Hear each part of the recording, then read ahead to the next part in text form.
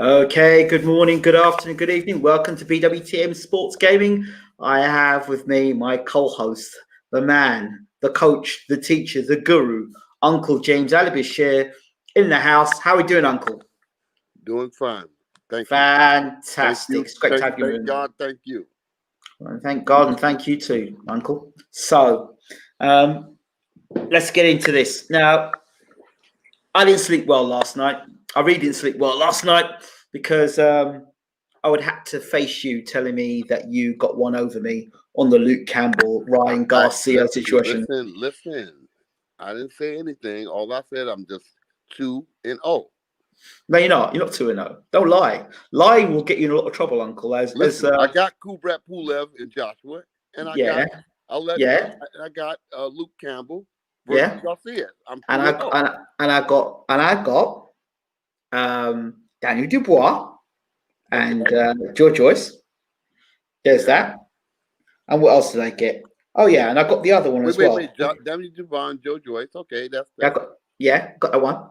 And I got the Anthony Yard versus Arthur fight as well. I didn't take either one of them.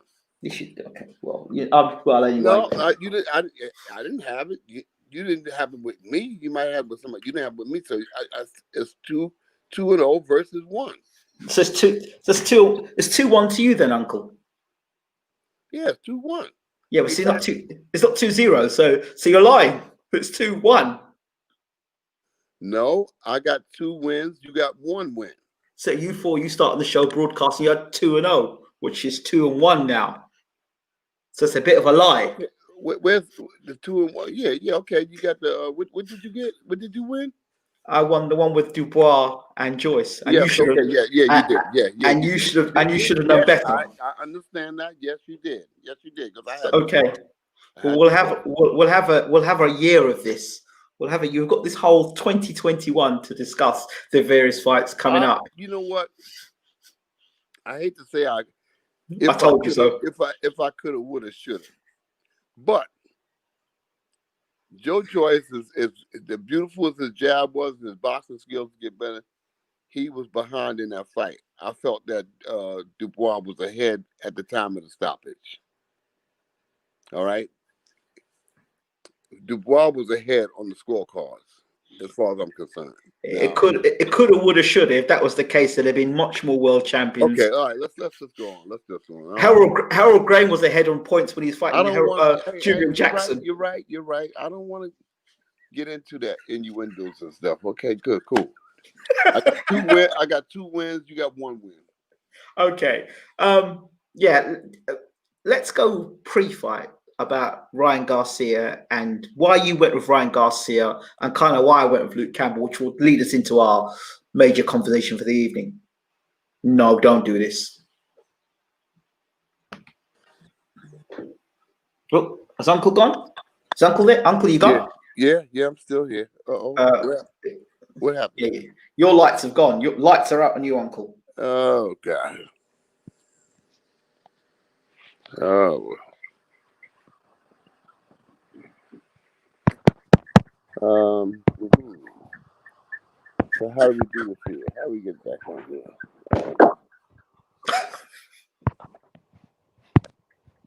Somehow somebody tried to call me. One of the boxers tried to call me. Yes. And it went out. Okay. Let's see how I go back. I can't get back on here. I can't get my picture back on. Okay, give me a minute. I'll call back. Come out and come back in, Uncle. All right. Sure, no problems. All right. Let's see how we do this here. Come out the room and go back. Come out the room and come back in the room. So leave studio and then come back in. Okay. So we're just waiting for Uncle Bashir to come back in the room. So for those of you who are on YouTube and want to be able to leave comments in the comment section for 2021, if you're a member of BWTM Sports Gaming, then you'll be able to leave comments. If not, then become a member. I'm back. He's back. Just like Tyson, you're back. Yeah. Right. So we're talking about as to why each of us went down the road of for Luke Campbell or Ryan Garcia. Well, Uncle. I don't want to talk about why I chose Ryan Garcia, because as I've said on many other occasions, I'm not here to train trainers. The story is to be sold and not told. Okay. I know why I chose him, and we'll talk about it off the camera. But I'm Well, not here. we're certainly going to talk about this situation because there's a common trend happening now, Uncle, and I'm fed up. I'm sick and tired of seeing it. And I think Luke Campbell getting hit with that body shot and doubling over in a fight that he knocked Ryan Garcia down, even though Ryan Garcia was caught square. It was a good shot, but he caught Ryan Garcia square. So it's more Yeah, a balance thing. but there was Opportunities. it wasn't just opportunities. Ryan Garcia set that punch up over the time that they was in the ring. From the very beginning, he kept throwing the left hook to the body. You know, he got caught squared up, but nobody's perfect in a fight. Yeah. He squared up momentarily, and Ryan Garcia took advantage of it and shot the punch in a soft spot. It was a soft spot because he wasn't ready for the punch. He was blocking his head. He was blocking his upper body, and in doing so, he left his lower body open. Yeah, he left the lower body relaxed. You can't have your whole body tight at the same time. And when your body's relaxed, that's what happens. You get hit, you get hurt. Well, I'm actually fed up. And today I draw a line under the sand when it comes to British fighters going to America and being patsies.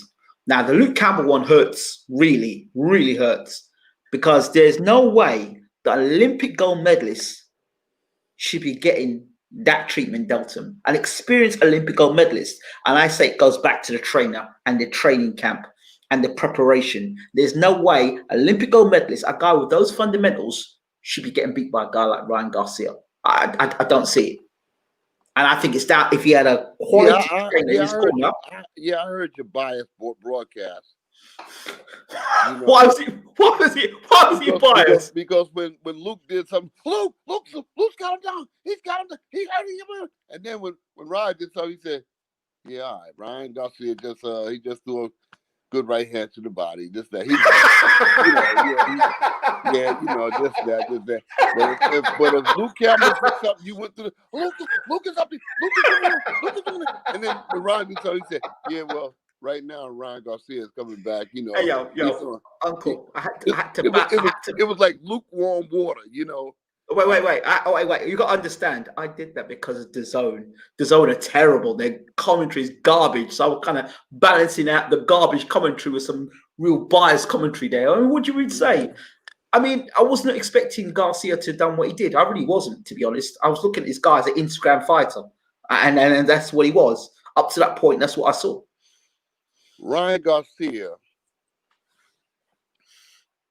the only thing that's vulnerable about him is his chin. If his chin holds up, he's gonna beat all of those guys. That's the only thing that he's right. That's questionable now is the vulnerability of his chin. If that chin holds up, he's gonna beat all of those guys. He's gonna beat all of them. Tank Davis? Yeah, he's gonna beat Tank Davis too. But his chin's got to hold. His chin, like I said, if his chin holds up, I see something in Garcia that I don't see in those other guys. I see something in Garcia, and I know it's going to be a lot of flack, about Tank Davis, about Devin Haney, Lomachenko, and Teofimo, Lopez. It's going to be some. But I'm telling you. I see something in Garcia that I don't see in those other guys, Garcia's certainly got star quality about him. He has got X factor about him. He has got something X factor about him. I see, that knockdown was a clean left hook, a clean right hook, a clean left hook. It was a left hook. Left straight left. Straight left hook. It all equals the same thing when you're going down on your back.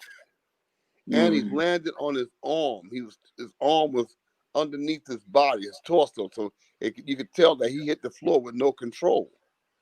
because human beings don't land their bodies on top of their arms purposely. He could have tore his rotator cuff like that. And he got up, he maintained his posture, and he took care of business. You know, and that's for people that has never been in the ring, whoever never put the gloves on and never challenged another human being to be boxing. That's a very difficult thing to maintain your composure like that did after being hit clean. That was a clean shot. And it dropped him on top. He could have tore his rotator cuff up, but he got up. He never Yeah. lost his composure. And he came back and he took care of business. I understand why. You know, I understand the logistics of how he did that. But understanding it is one thing, and performing it is a whole different thing. He did both. Do you think Olympic gold medalist again, as in Luke Campbell, should be getting beat by lots of Ryan Garcia? Yes, because like I said, that this kid Ryan Garcia got star quality. He wants to be there. He's in that zone. Yeah, he can be beaten. You know, that's like saying, you know, Cassius Clay not beating the people he beat. You know, it's the same thing. Yes, but I can't keep help. My thinking is when you have a guy that's coming into boxing, 8, 9, 10 fights, and I'm a veteran. I got 23 fights and 1 loss, or 23 fights and 2 losses, 18 knockouts. I'm pissed off when I signed the contract.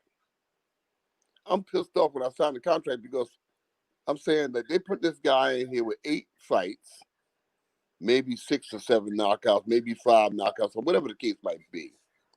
But I'm thinking that they putting this guy in there with me because he's supposed to beat me. But I'm not going to let that happen. I'm not going to let that happen. I'm going to prepare myself mentally, spiritually, physically, and I'm going to be ready when I step in the ring. I'll break this guy's neck because they're disrespecting me. I've got 25 fights, maybe 3 losses, and with 18 KOs, and they're going to put a guy in there with 8 fights with me. I'm going to kick his ass. I'm going to kick his ass. That's what should happen. Yeah, that's what my whole psyche is prepared for that fight. I'm not letting you beat me. I'm not letting you make your reputation off of me. I'm going to stop you. I'm going to stop you, and if I don't stop you, I'm going to beat that behind. I'm going to beat your hiney good, you know? Yeah, I mean, these guys don't have no pride about themselves. People in their brain trust is saying, let's fight that guy. That's a good look. We can beat him. We make a reputation of it. And I know what they're doing.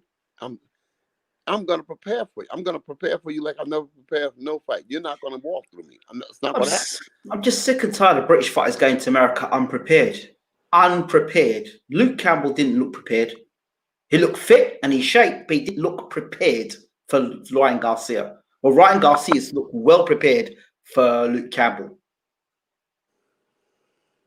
Like I said, I see some things, and I've observed some things about Ryan Garcia that most may not observe.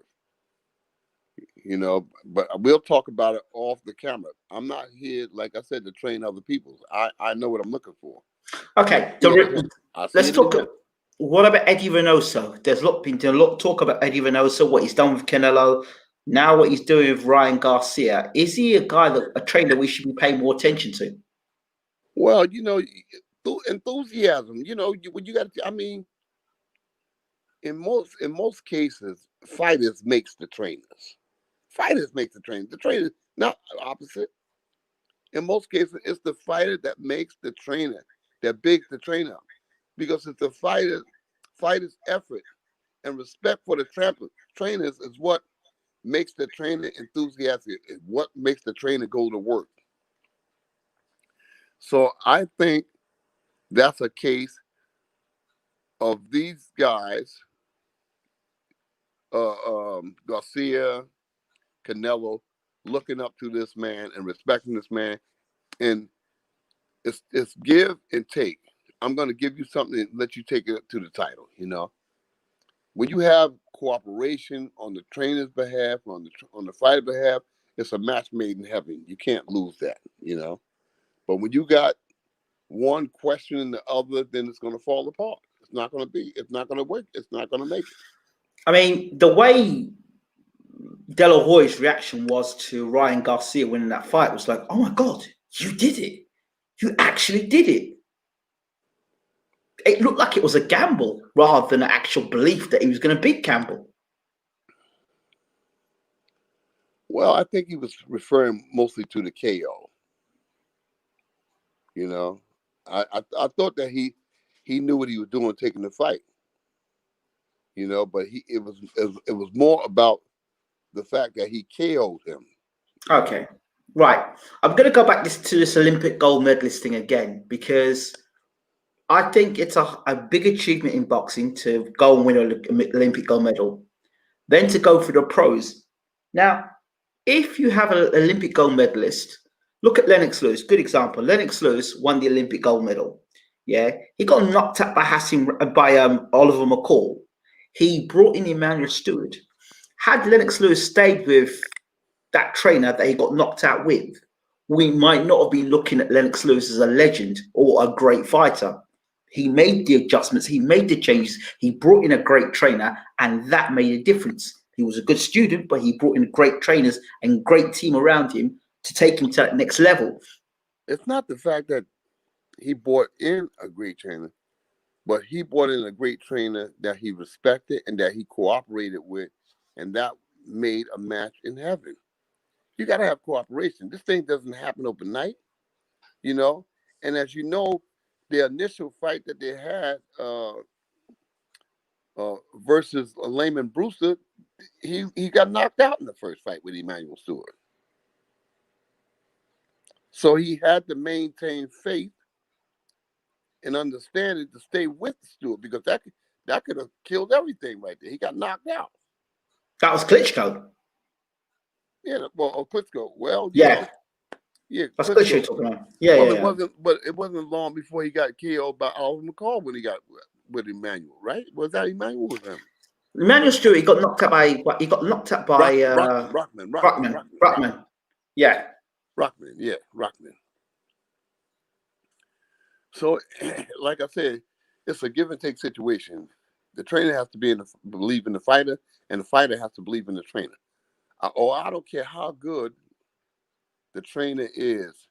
If that fighter loses faith in the trainer, then it's a done deal. It's a done deal. You can go down, you go on about your business because it's a done deal. Like I said, I've seen a lot of fighters work with trainers that didn't know that much, but they had faith in the trainer, and they were able to leap tall buildings in a single bound, if you will, faster than a locomotive. These guys, when they believe in something, I've seen guys, like I said, that didn't know that much, but they proved to be a blessing to the fighters themselves.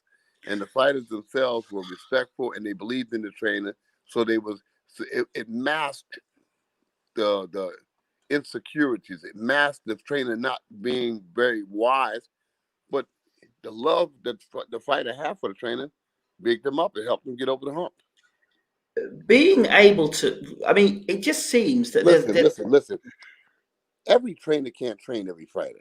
No, I agree that some trainers have one fighter throughout their career, and they ride that fighter all the way to the end, and they never have another fighter after that. But they were good for that particular fighter. You understand? A trainer that has longevity. I mean, Emmanuel Stewart had a lot. Well, most of the people that came to Emmanuel Stewart was already champions. They was already good fighters. Yeah. He didn't have to do much work. He had to tidy up things, tie up loose ends, correct. It was like a gardener. But they always could fight. If you look at most of the guys that Emmanuel Stewart controlled over the years, those guys were already either champions or they were top 5 fighters. Just go back and look through the numbers, and you'll see that, But very rarely did Emmanuel build guys from the very bottom. Very rarely, So it just seems and I don't want to be disrespectful of British fighters, right?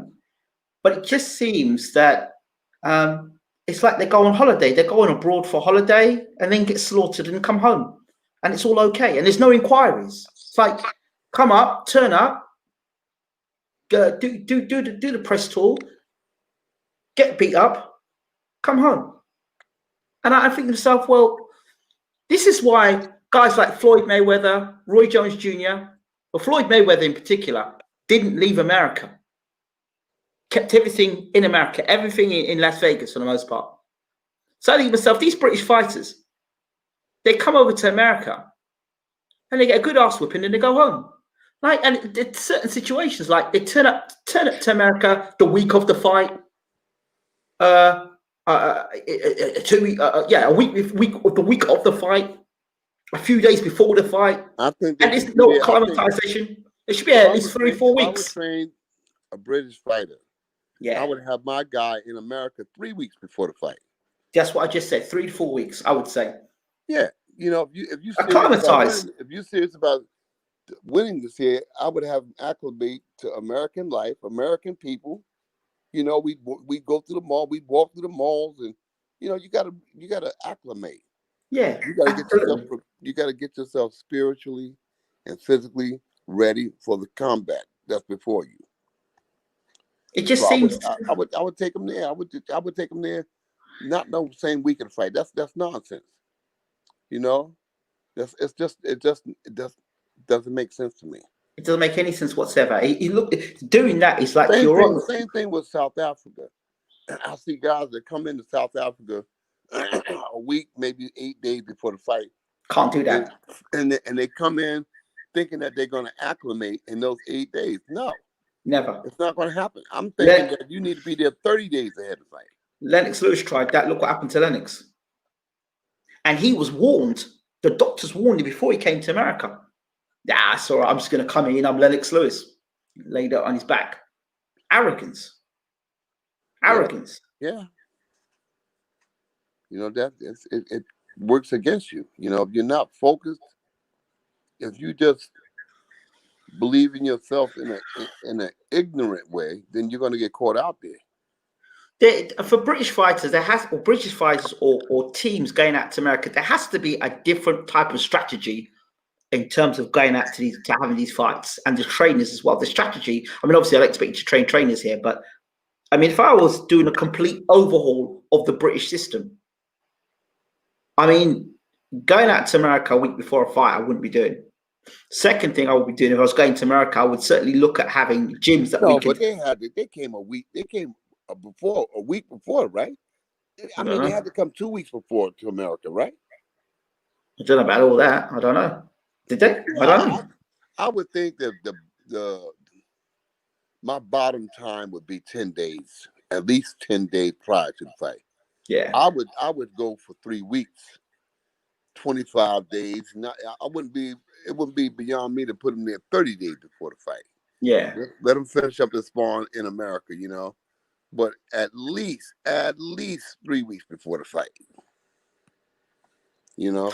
And the quality of sparring you would get in America, because there's so many guys to pick from and choose from. You could set up a camp out there and say, look, you know what? We pick a gym. This is a gym we're gonna have all the time, like home from home. We come out to this gym here, and this is where we're prepared. They can go to Las Vegas and rent a gym. Okay, do that. Yeah. You fight for the world championship, so you don't spend no expense. Yeah. You go to the gym and you rent a gym, and people there, Bones Adams gym, you know, they'll rent you a gym. Yeah. They'll give you the gym for your time, pay the money, and take the gym, you know, and tell them to take out the cameras. Yeah. You know? That's it. You set a camp up home from home. Yeah. You prepare accordingly. Oh, they got another gym there, the city gym. The city gym, you could even work for the city gym. You know? I think, yeah, that's where Bermain works at, city gym sometimes. You know, city gym. I don't know how that would work out at Floyd's gym, but I'm sure that they would make arrangements for us. If I were a fighter fighting for a world title, I certainly would be going to Floyd's gym. It's crazy. For what? Go to Floyd's gym for? What the hell am I going to Floyd's gym for? Unless I want some work. And I'm not serious about my world title fight. I mean, if I want some work, pop down to Floyd's gym and you go in a doghouse. If you want to end your career, you go down to Floyd's gym.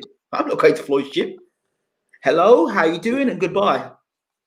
Yes, Or just go past and keep driving, keep going. It's a festive atmosphere, to say the least. I've never been there, but I wouldn't advise any fighters. I've been there a number of times. It's a festive atmosphere, you know. It has its upsides and its downsides, depending upon what trainers like their fighters to be into. Yeah, of course. I think if you have no guidance and you go to a gym like that, you could find yourself in a lot of heat very quickly. I can only imagine doghouse fights and all they get up to. So you know what I mean, as a fighter who's preparing for a world title fight, not really the place I want to be going. But if somebody was coming to see the legend of Floyd Mayweather, see the gym and how things are going, they're great. You know what I mean? Great. I think if they really went in there to observe Floyd Mayweather, I just don't think that most fighters, the fighters of yesteryear perhaps, but the fighters of today, 9.5 out of 10 are going to fail if they try to emulate Floyd Mayweather. Because Floyd Mayweather is a workaholic. But Floyd's been doing it since. But he's been doing it since a nipper. That's the thing. Yeah, but that's his DNA. He has a drive. He has a built-in desire to be the boss, and he's proven it time and time again. Especially in the Shane Mosley fight, because he was jawed. He was hurt badly in that fight. Yeah. But he maintained his composure and studied his course and came back, you know. And I like that. I respect that, you know. He's a dynamic fighter. He's a dynamic boxer. He's a dynamic fighter. He has heart. He has chin. He has boxing skills. He has it all. He's the total package. Total package. No jobbing around. He's the total package. Okay, so if you're Luke Campbell now at what 33 years old, do you think Luke should move up in weight now? Yeah, I think so. That body shot is always a sign of somebody who's been weight drained. Am I wrong about that? At that age? Yeah, 33 years old. He's got to go up top. He got to go up top and go for it now. Because he doesn't need to stay there and try to fight with guys like Lopez or Tank, because they'd kill him.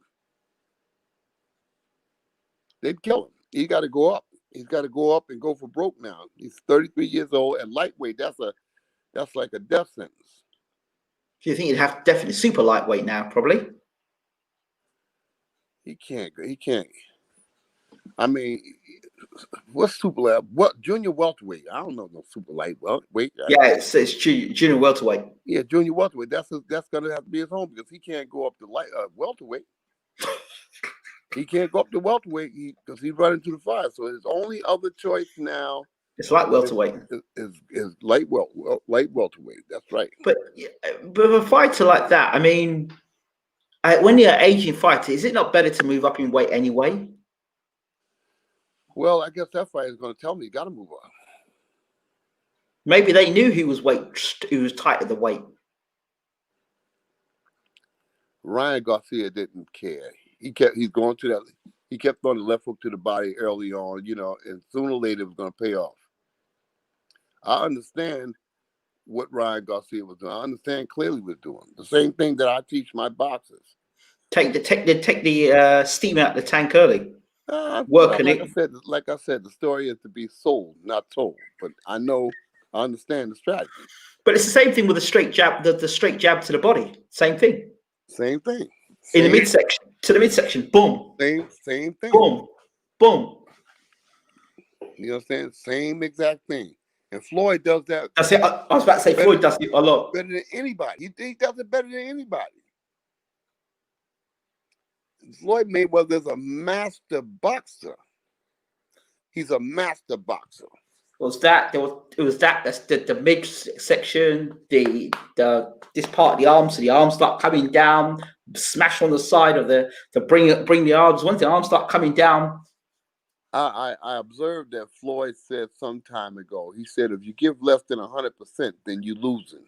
That's his exact words. If you give a less than 100%, then you're losing. Okay. All right. So I agree with that. So what could Campbell have done differently before we move into Ryan Garcia? What could Campbell have done differently apart from not taking the fight? I mean, because he needs the money. I mean, the only other thing he could do is not show up. Yeah, I said that. Oh, show up. Come on, Uncle. He can wait. Come on. Strategically, what could Luke have done differently apart from not get hit with a body shot? I think that Do you think if he'd forced? I was surprised that he allowed Ryan Garcia to walk him down so much. I thought that Luke would have taken center of ring and pushed Garcia back to stop him. I think that the round ended after he knocked Luke down. The round ended a few seconds later. It didn't go a minute. But I'm thinking that he needed to come out and check Ryan at the beginning of the next round. He needed to come out and check the weather and see how it was, step to him. But he didn't do that. He didn't do that. He gave some air, some space between them, and that allowed Ryan Garcia to reassert himself and come forward. Campbell got Pulev'd in about, I think, the fifth or sixth round. Do you see? Yeah, of course. Right, hit him so hard. That's what happens. He was disorientated for momentarily, and he turned his body to the audience. It got hit so hard. He was looking for the door. It's the second time I've seen somebody look for the door in the space of a month. First, it was Kubrat Pulev looking for the door. Now it was Ryan Garcia, Campbell looking for the door. Instinct is that I need to be anywhere else but here. All right, I need to defend myself. And one of those things is that I'm turning away from you, letting the referee know that I need some help here. But the thing is, that's another guy that's nearer the end of his career, or an older fighter in his career. Is that a sign of a fighter that doesn't really want to be there anymore and just there for the money? Is that what that's about, Uncle? Subconsciously? No, I think that Luke Campbell wants to win. I like him as a person. I like him as well. As a fighter, I like Luke Campbell because he has that look. He wants to win. He just got hit and he got hurt bad. Only people can identify with him being hit and on his knees like that there and being hurt that bad is other people who have been in that ring. Nice. And man, that's some kind of pain. That body shot's not. Somebody said, "Oh yeah, he took a dive." That was no dive. I looked into that man's eyes when he got hit with a body shot. I looked in his eyes. He was like, "Oh no, he's got me." As soon as he got hit, it was like, "He's got me." Instinctively, he wanted to get up, but with the pain that he was feeling, he said, "No, I can't get up. I can't. There ain't no sense in me kidding myself. I cannot get up." So he just said, "I can't get up. That's it. Game over." Ryan Garcia showed good stamina as well, to be fair. Showed good stamina. I'm telling you something. I see something in that young man that I don't see in a lot of them other fighters. Other guys can fight. Haney, Tank, Lopez. Simo. I see something in Ryan Garcia that I do not see in those other guys. I see something in him. And I'm telling you, if his chin holds up, because he's reckless a lot of times. Chin in the air. Reckless. He's one of those throwback Mexican fighters. He's reckless. He jumps in. He's winging punches from around the corner. But I see something in him though. He wants Tank next. People are saying Tank will demolish him now. What do you think if that fight is made now? Like I said, the only thing that if his chin holds up, I'll take him against Tank. Really? Most people will take Tank, but I'll take Ryan Garcia against Tank if his chin holds up. If his chin holds up, it's going to be a hot fight. It's going to be a hot fight. If his chin can't take it? If his chin can't talk it, then we be talking about the aftermath after they take him to the hospital.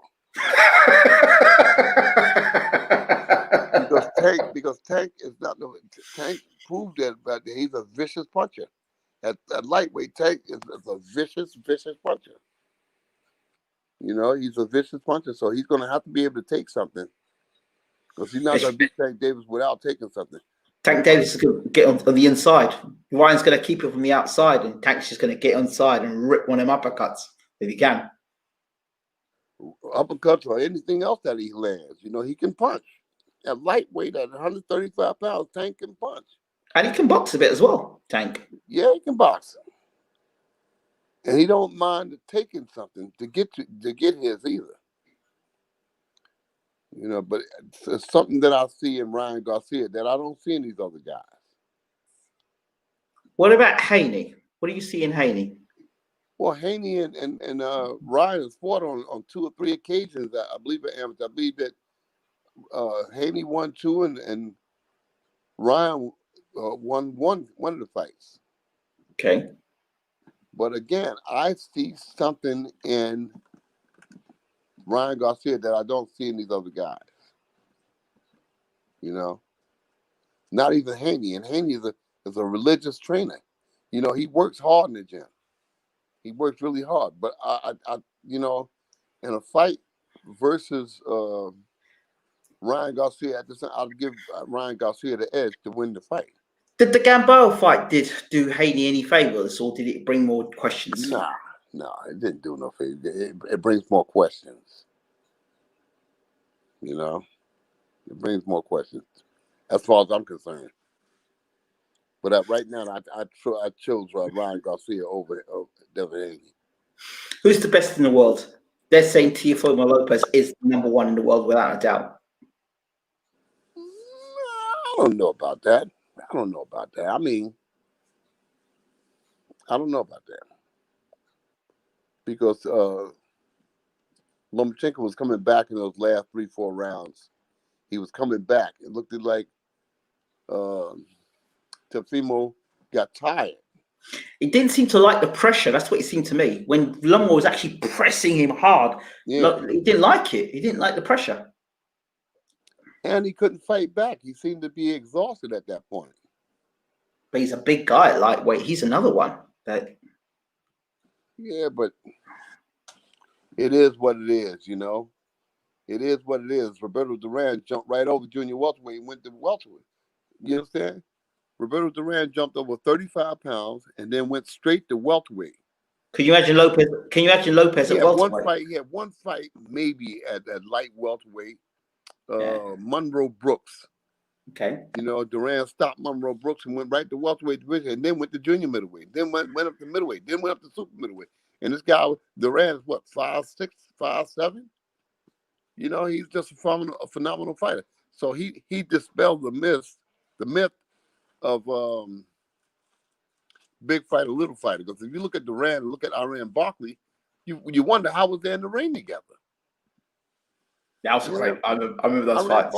Iran Barkley is a giant over Roberto Duran, and Duran dropped him. So it dispels the myth, you know, about certain things. You know, I'm one of those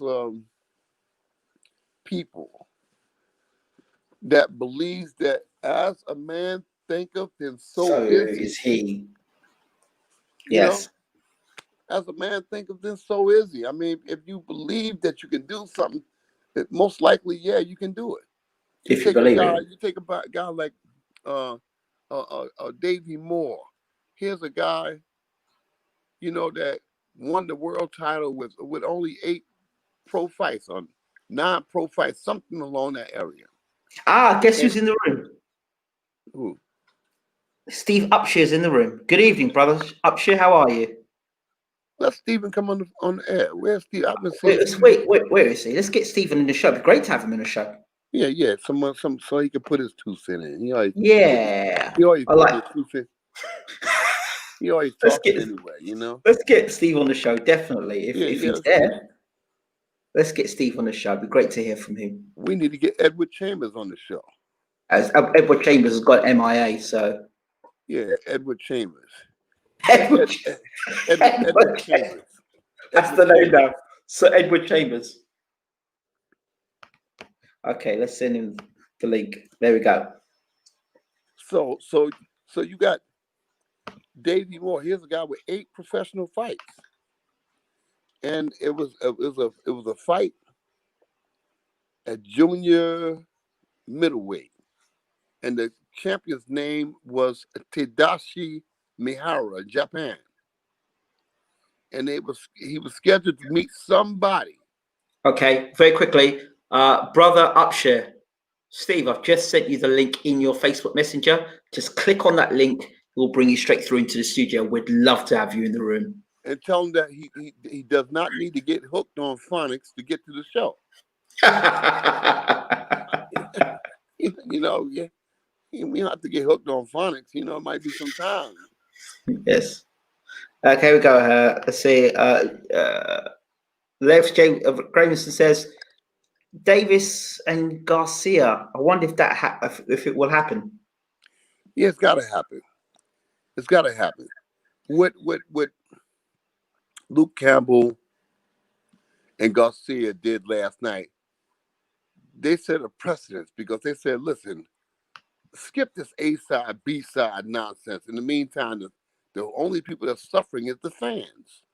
We want throwback fights. And that last night was a throwback fight because we had two guys in there that said, look, let's lay it on the line. Let's go out here and fight and lay it on the line. Let's get the money thing. You know what I'm saying? Yeah. They got paid comfortably.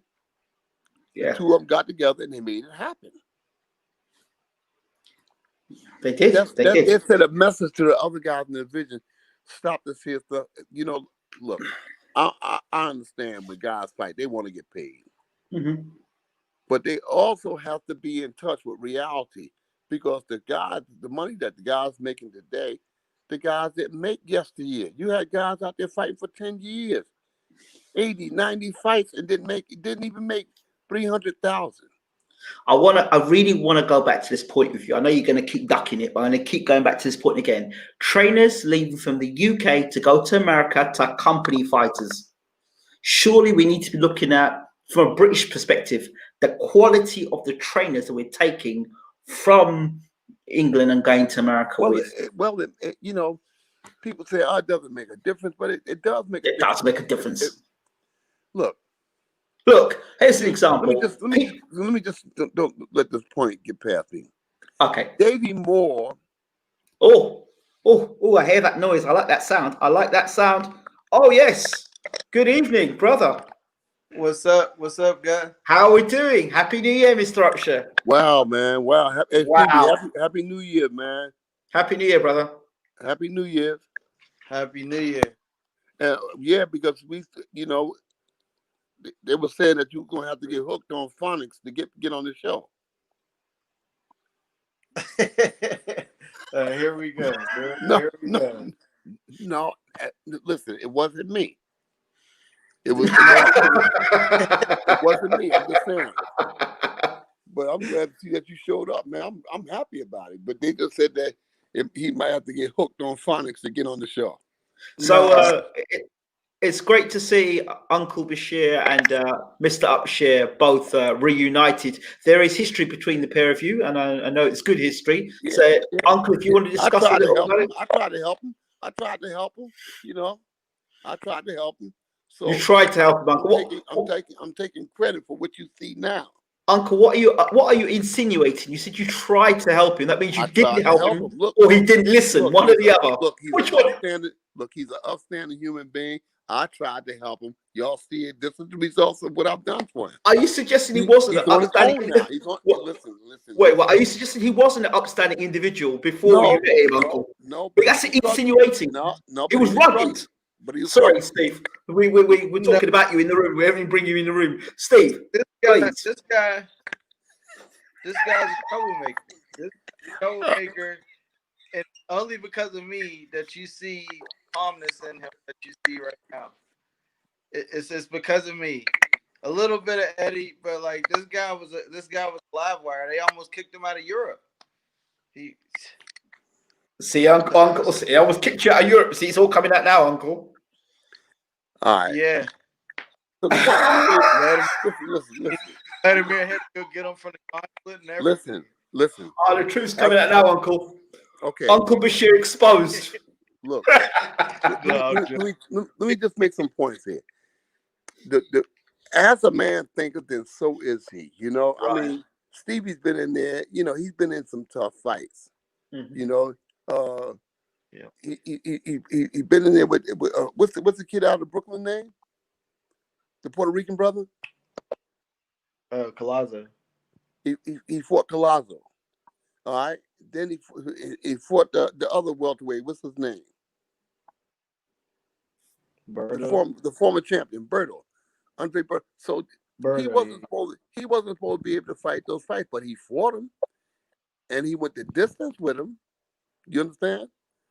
So that tells you something when a person got his mind made up. When Davey Moore was at the junior middleweight level, he only had 7, maybe 8 fights. The champion, Tadashi Mihara, was from Japan. And he was supposed to fight the number 2 or the number 3 contender, and something happened to the contender, injured his hand, injured his arm. I don't know what happened. But all I know is that the people put a lot of money into the promotion and they needed somebody to fill that spot. So they searched and they high and low because they didn't want, to pull the broadcast. They had put a lot of money into it. So into Davey Moore. Davey Moore only had 7 or 8 fights. He said, "I'll fight him." And at the time, by today's standard, they would let a guy with 7 or 8 fights go anywhere to fight the champion of the world. But at that time, they were so desperate to save that show that they sent Davey Moore to Japan to fight the champion. And the fight maybe it's still on YouTube. Tadashi Mihara versus Davey Moore. Davey Moore went to Japan and knocked the champion out. With 7 or 8 fights, he went there and knocked the champion in a good, tough fight. Then, as a reward for knocking the champion out, they said, "What we're gonna do is, in your 10th pro fight, we're gonna have you fight the number 1 contender. So you got to go down to South Africa now and defend your title against the number 1 contender, who was named Charlie Ware." And guess what? Davey Moore went down to South Africa and knocked Charlie Ware out. Ooh. So when Davey Moore fought Roberto Duran, maybe his 11th or 12th fight, it was because of people who really didn't have either his health, his care at hand, or they didn't know what they was doing because they put him in there with a killer, Roberto Duran. And furthermore, Davey Moore had oral surgery. Maybe Saturday, the Saturday, and the very next Saturday, he was in with Roberto Duran in the garden. Wow. And he still had stitches. He still has stitches in his mouth. And Duran thumbed him in the 3rd or 4th round. So a wise trainer would say, "You know what? My guy has been thumbed in the eye." Everybody saw it was a thumb. The broadcasters, everybody saw it was a thumb. He got thumbed in the, whether Duran did it on purpose or what, I don't know. But he got thumbed in the eye and the eye blew up like a balloon. So instead of the trainer saying, "You know what? Let's save this guy. Let's pull him out of here because he's in with Roberto Duran." At junior middleweight, he's in with Roberto Duran. So let's pull him out of the fight, let the title go, and save the fighter. No, they kept sending him out. And Duran beat him down. And I remember choosing Davey Moore when the fight was made. I chose Davey Moore because I said Moore could be too strong for him, too active for him. Duran's getting up in age. That Davey's gonna be too strong for him. And Duran beat Davey Moore unmercifully. And Davey Moore was never, ever the same after that fight. He was never the same. Mentally, he was never the same. So it does make a difference when you have incompassionate trainers that will send a fighter out, just trying to win the fight at any cost, even at the cost of destroying the fighter. I've seen that over and over and over again. And it's still happening. It's still happening. Yeah, it's still happening. But now it's packaged now in the UK as daring to be great. Let me tell you something. Boxers and musicians always attract the worst, low down, dirtiest people around. I've seen that a lot. They always attract the most dirtiest, unsavory, cutthroat people around. And it's still going on today. And they don't realize that the people is no good for them. The people are cutthroats until the last minute. Oh, I know now. But yeah, but your career's over now. And your brains you left your brains on the road. You got very little brains left because they're on the road because the guy that you was with. Instead of them taking good people, they always chose the most unsavory people. I don't know what it is. It's like some kind of built-in magnetism. But Davy Moore was a beast. I was working at the Times Square gym in New York, Jimmy Glenn's Times Square gym. And I was there watching Davy Moore. He was a beast. In sparring, in the fight, he was a beast. So I had to lay that history out so people could know. They always tell the guy, "Oh, you going to somebody's hometown, so you know you ain't gonna get it." But I'm looking back at USYK's career. USYK went to Poland, Latvia. He went to Russia, Germany, and he won on every continent. And I never heard him say, I can't win the fight. So you figure he went in 4 countries and won world titles. He went to Latvia and beat Breeders in Latvia. He beat Marco Huck in Germany. And who's the guy? Was it Beterbiev? Beterbiev was light heavyweight, right? Mm-hmm. Who's the guy he beat? USYK beat the Russian. Garcia. And he beat him relatively easy. So, I don't like it when people say, "Oh, when I get over there, I gotta, Yard. When you went to Russia. Said, yeah, I'm gonna have to. You don't have to. You shouldn't even go in there thinking like that. You shouldn't even think like that. You just got to go in there and say, "Listen, I got to go in there on my P's and Q's, and I got to try to hustle and win the fight just like I would anywhere else." But don't get that in your mind that everybody is against you because you're coming in with a stumbling block from the very get-go. Stevie, I know you've been very patient in the room. Do you want to introduce yourself to the people in the room? If you're on, I mean, you're freezing a bit. Hello? Steve. Hello? Steve, you there? If you unmute your mic, Steve. Steve, you unmute your mic. Steve, unmute your mic. Unmute your mic. Your mic. Unmute it. Unmute your mic. Oh, okay. Is it? That's it. Am I good? Yeah. Hello? Yeah, good now. God damn, man. Go on, Steve. Go on, Steve. God. Hey, Bash, why didn't you tell them about the time you worked?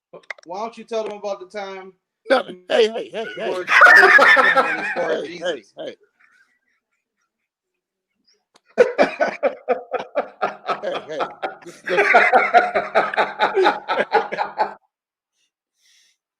We go ahead.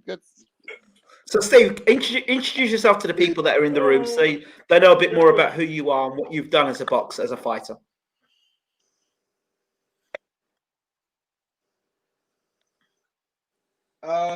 Well, my name's Steve Upsher Chambers.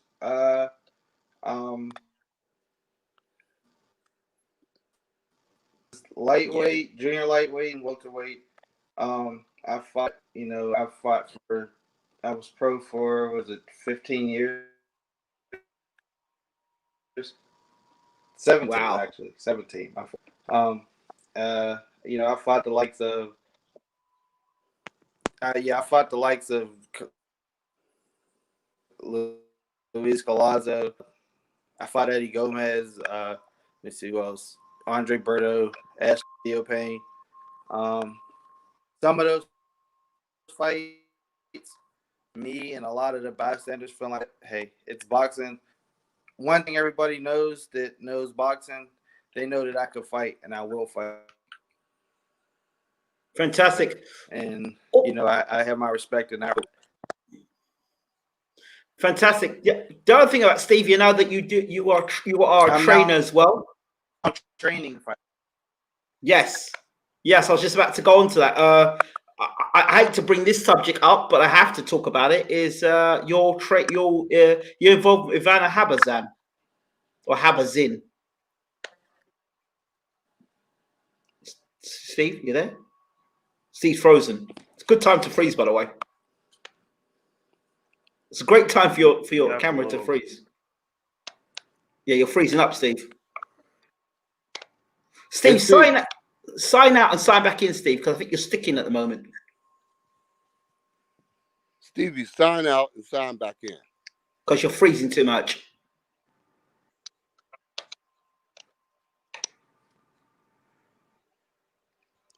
This is the part I was talking about, him getting hooked on phonics. He's gone now.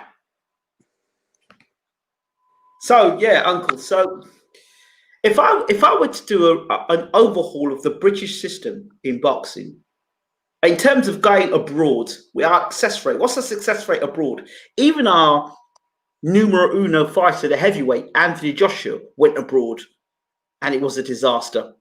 And that was meant to be the paving of the way, the opening of the floodgates for Anthony Joshua, and he got battered and sent straight back home. Who else did we have go to America recently? Oh yeah, that's right. Anthony went out and he didn't do too well either, you know. No, so a lot of guys seem to leave the UK, they go to America, and they don't seem to do so well. Khan had his moments. I mean, Khan had his moments in America, to be fair. Yeah. Amir had his good fortune in there. Let's try again with Steve. Steve, you there? Steve, are you with us? Yeah, I'm here. Bez got all that dust in the airway. Oh God. Bez.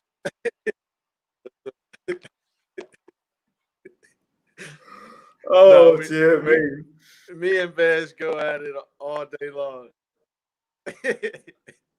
so going back to what you're saying now, I know you train. I know you train fighters. You also trained it. You were working with Ivana HABAZIN in that fight against Clarissa Shields. You're freezing up again. Yes. I worked with Ivana for Bashir. So because obviously Bashir, I worked with her. Yes. Yeah. So talk to me about your situation. How obviously you took the help because Bashir wasn't there. Of course, Bashir had passed information on to you, and he told me before this happened. He said, "I've got every confidence in Stevie Upsher. He's a very good trainer. I've got every confidence in him. Bash, you can give me $500 afterwards, but you've got every confidence in Stevie, right? So talk to me about the handover of Ivana HABAZIN and going into the fight with Clarissa Shields, and what you thought at the time, or what you both had devised to fighting Clarissa, and then what happened subsequently afterwards, because people are still scratching their heads going, okay, what was that?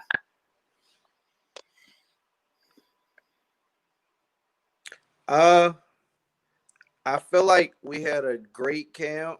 She was in great spirits. I really don't.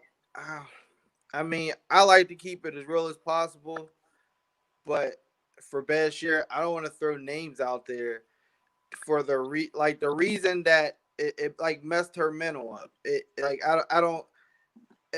There's no excuses. Clarissa did what she's supposed to do. I don't want to try to mar her, her victory. But what you seen out of Ivana was not what I seen the whole 2 months of camp. She really didn't throw anything hard in the fight. Like, she was just out of it mentally because she was made to pay attention to things that is, the managerial and advisory side of the job to do, and she was made to do it, or it was put on her plate fight week, and that's not a good thing. You got to go to battle. You shouldn't be making executive decisions. I was hearing some things back in the background about stuff that she really should not have been dealing with come fight week. She should have just been focusing on the fight, not on status and all sorts of other things. Well, it's water under the bridge now. It's a foregone conclusion. But all professionals got to know what they got to know when they get there. I mean, that comes without saying. When you get to a fight, you understand at that stage that you can't get involved in anything outside of the reality of what you got to do in that ring. You can't try to overload the computer in the last 7-8 days. Yeah. So it's a foregone conclusion. I think that should be better off for it going down the road, But isn't that part of the old tricks and old games used to psychologically break down a fighter before they get in the ring? I thought she could be a better fighter. I saw that ring wasn't Ivana. She could do better than that did. But it happens to a lot of fighters. They get sidetracked at the last minute during the fight. They put too much pressure on themselves, or they don't put enough pressure on themselves. Whatever the case is, that they get sidetracked at fight time. Yeah, but hold on. Part of the game plan surely must be or if not the game plan, or the mental setup is that come fight week, we're going to be switched on to the fight. Like, you're going for it. It's like a tunnel you're going through. So, right, we're fitness levels getting out. Our technical work's being done. We're doing our final week of sparring. Bang, we're into the fight. We know that there are going to be things that distract us, but we know we have to stay focused on the prize, which is to kick our ass. What, Steve? Steve? It was that way, but someone was added fight week.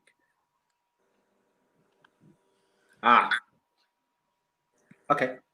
I get it. It was that way, but someone was added week, and that's where it became a struggle.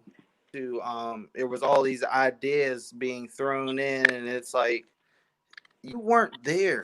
Like, you weren't there to help her prepare for this, so you shouldn't have anything to say now. Like, let her be her. But also, I can't throw all the blame on that person, because as a fighter, you have to have it inside that with or without anybody, I'm gonna go in there and I'm gonna dog it out.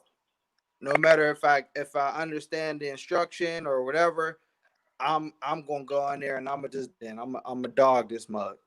You know what I mean? You're ultimately, we're in this game to fight and win. You can't allow somebody to mentally get in your head that much that you don't you don't even bite down and throw hard shots to try to end the game. That's something that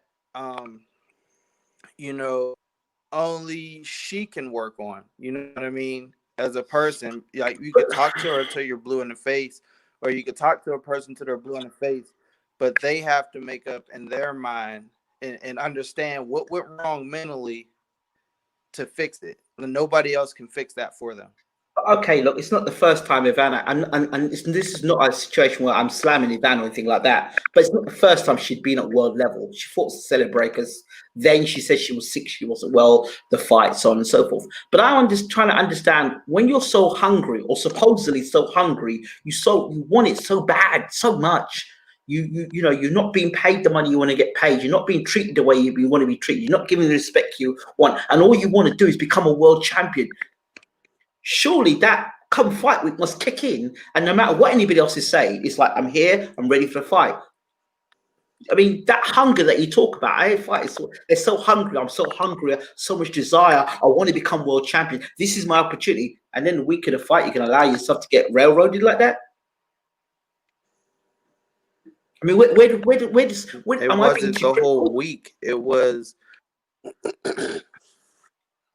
no, the morning. I'm a fighter. I know how those nerves hit. Like, you're calm all the way up until you wake up that morning, or right before you go to bed, they start to hit you, and then right when you wake up that morning, it's like, all right, it's go time. You know what I mean? Some people, different situations, they allow it differently. See me, all people are I put every situation up. Yeah, Yeah, I used to be scared going down to the ring until I got to like 19, 1-1. Um, it was like a switch hit. I had time to think, and I'm like, you should be enjoying this. If there's no pressure, then that means you're not doing nothing that matters. Like, go be yourself. That's why the pressure is there, is because you're you. Just go be you. So it got to the point where like I'm smiling looking at the cameras now, like, wow, this is me. I'm here. You know what I mean? Like, these cameras are in my face. They used to be in Mike Tyson's face, not my face. You know what I mean? So you different people. I was blessed with the ability to be able to grasp that. Um, some people still get like the real jitters, and it's like, oh my god, what's gonna happen? What's gonna happen? Oh, you know what I mean?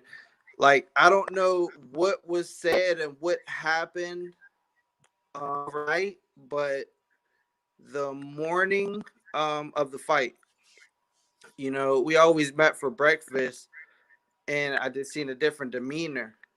It was like, um, I don't. It was like a different demeanor.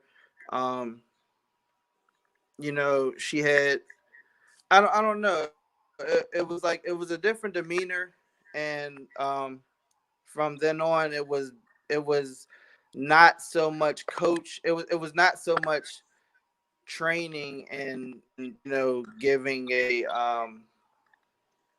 like a game plan. It was like coaching her into the fight. You know what I mean? Um, like trying to motivate. I turn like a motivator, like trying to see, like once I see her, throw something hard and really bite down, now I can start giving instruction. Like, all right, now let's go. We're into Start the using fight strong now. jab and do this. But if you're saying someone, yeah, now if you're saying that to someone that's not even mentally there, like they're looking at you, they're looking Vacant. straight through you, it's useless information. You have to try to will them into the fight first before you can start giving them information on how to fight.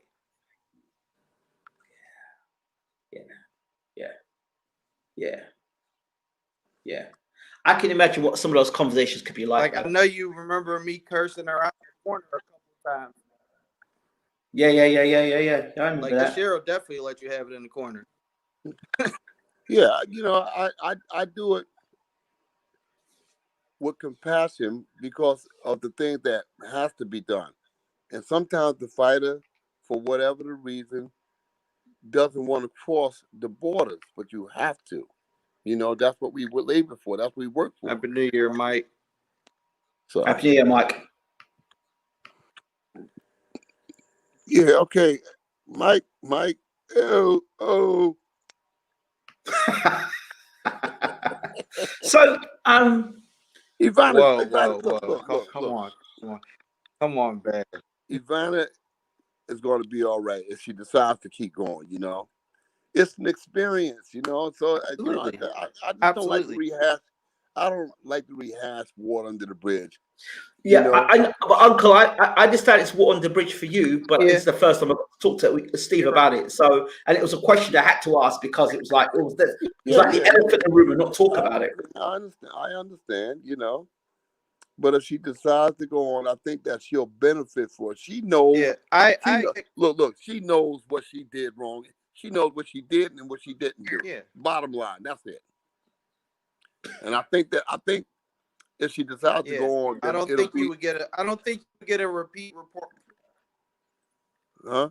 I don't think you would get a repeat performance of that out of Ivana. No. Ivana's much better than that. No, because she's a competitive girl. And she's a better fighter. And this is the thing. This is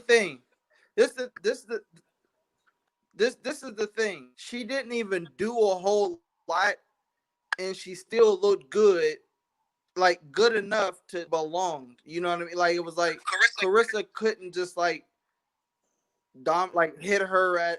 That wasn't even that wasn't even showboat and do all of that. No, she had to fight the whole time. Let me tell you something. That wasn't even 10%. A third, not even 2/3 of what she could do. Yeah. All right. I mean, she was just winging it as far as not at all. You know, because I've been in camp with her for weeks on at least 3 occasions, and that wasn't even. I know what I seen. And I know what I've seen all the time I work with. So she didn't. That wasn't. I actually sparred with her one time. I was squirming. I was sitting at the chair at ringside squirming. I actually sparred with her one time. Yeah, but I said, "What is this?" How did that session go, Steve? It went well. It went well. You know, of course, like I'm a guy and I'm a pro boxer. You know what I mean? Like it went well. You know what I mean? I put pressure on her. I was pulling from punches, making her, you know, doing things like that. But you know, she hit me one time, and it didn't hurt me. But it was like it was one of those like if your girl hit you, you be like, "Hey man, stop playing now." You know, you gonna make me have to like don't do that no more. You know what I mean? Like it's one of those like she got serious power. Like that you didn't use. That you didn't use. That's why. That's the big reason why you heard. Like that's one of the big reasons why you heard my confidence before the fight. Because I know how good Clarissa is, but Ivana has that game-changing power. Like, and I seen it in the gym. She was hurting, you know, the sparring partners, one of them being a guy. Like she was hurting the sparring partners with 16-ounce gloves on and headgears. And like, you know, it was, I'm like, oh, you know what I mean? Each time she's coming back to the corner, I'm like, I was counting down the rounds. You know what I mean? I'm like, you got 3 more rounds to your world champion. Keep going to go be great. I didn't even have to say a lot. We did all the work, you know, beforehand. I didn't have to coach a whole lot in the sparring. I didn't.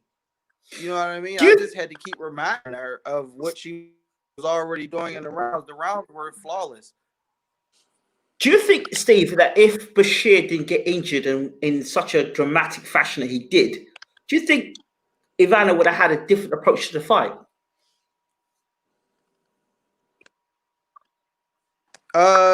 Yeah. I feel like she's a really mental person. You know, like she's strong, she's tough, but inside, you know what I mean? Like she has a big heart, and she, you know, she was worried about Bashir I felt time, that the fight. you know I think that she would have she would have done better. It just didn't have enough time for her to really acclimate to Steve. Even though she trusted Steve, she couldn't acclimate in that time preparing for the fight as she would have if we had fought when we was in Detroit. I'm not saying that she would have beaten Clarissa, but I'm also saying that she might not have lost to Clarissa either. I think that we were prepared in the first situation in Detroit. I think there would have been a better fight. I think she was more at ease and more comfortable at that time, you know, Right. and as opposed to when she got to Atlantic City, it was a different person, you know. But the one that we had prepared for, the initial fight that we prepared for, I think she would have did far better. Okay. Steve, what were your thoughts on I Am King, Ryan Garcia, last night? He gained my respect. No more of that. No more of that. He's a social media fighter and all that. He's definitely moved out of that category with me, and he should have with everybody else. Like he beat a real guy, and he had to get up off the deck to do it. Exactly what I said. Yeah. Exactly what I said. Everybody I spoke to, even the guys that I trained, I said, Ryan Garcia is going to win the fight. I said, he may have to get off the deck to do it, but he's going to win the fight. And that's exactly what happened. When he hit the floor, I said, oh, man, this is it. But he got up and he stayed so relaxed and so calm and so professional. He didn't lose composure. Hey, I lost money on that fight. Still that's why you heard it in my voice, in my commentary. I'm never going to do that again. I lost money on that fight. That's why. Ingram was doing a live preview of the fight. And he's in the corner. He says, oh, look, Campbell. I would have never bet in that. Luke Campbell knocked him on the floor. He's on the floor. Oh, Luke Campbell hurt him. He hurt him bad. And then when Ryan Garcia came back, he said, yeah, Ryan Garcia, he all right. he just threw a good body punch in this. You can see the change, and then Luke Campbell and Luke Campbell and Atlanta punch. Oh, Luke Campbell, he just got it. He doing it. And then Ryan come back and punch him in the mouth. He said, "Yeah, well, he just punched. That was a good punch by him." Hey, listen. I said, this dude is a biased announcer. This guy's a biased announcer. He's all soft shoe. That body punch. He's he's down the floor. He's not getting up from that one. Hey, I was salty. I was proper salty. Listen, I'm being honest. The guy was an Instagram fighter. I was sick and tired of seeing it. Listen, Stevie, I told Ingram earlier. I told Ingram, I said, look, I see something in Ryan Garcia that I don't see in Tank, that I don't see in Tafimo, that I don't see in Devin Haney. All of those guys can fight, but I see something in Ryan Garcia that I don't see in those other guys. And I told him when we get off the air, I'll tell him what I see. Yeah, but he might be seeing the same thing that Mikey Garcia saw in Errol Spence. I don't know what it was he'll see. So he might be looking through the same eyes. I don't know. I see something. No, I didn't think Mikey Garcia. You know what? I see something. Money. No. Mikey Garcia deserves respect, man, for getting in there with Errol Spence. But he also exposed Errol Spence not to be that guy that they think he is. You know what I'm saying? Not to be that guy. Because he said he's not that guy. He's not the guy that they think he is, you know? Hey, Uncle. That's Uncle. He just put a beating on Danny Garcia. Nobody beats Danny Garcia like that. The guy went back to the corner like he was going to cry. No, I was just saying for those people who viewed Errol Spence as the monster, I think that Sean Porter got a big up from the fight with Mikey Garcia. Sean Porter saw the fight and said, "You know what? He's not as what I thought he was," and he showed it. And he showed it when he got inside the ring. Yeah, but he found himself looking up at the lights as well against Spence. Spence dropped him. Yeah, but that was a flash knockdown, you know, and he got punched in the mix. He got punched in the mix because he went down and he backed right up. He right back. You sound like you talk about Luke now. Huh? No, I oh yeah. I think it was a flash knockdown. Look, it was a solid knockdown. But it was flash. He was down, he was up. Solid flash. Solid flash. There is a difference between solid and flash. You know what? Without that knockdown, he might have lost. Yeah, of course. Yeah. Look, if Mikey Garcia had punching power, like real punching power, like a welterweight, he would knock Errol Spence out as well. I mean, you know. Let me tell you something. Without that knockdown, I had that fight a draw, or either I had Porter winning. I bet you now, if they have the rematch, Spence beats him easier. Guess what, Bash? Yeah. I have a reply to that. Without a vagina, woman's not a woman either. Okay. Just saying.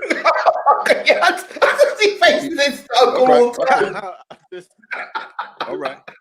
But I can't make these facts up. We can look this up. And what do you think, Stevie, about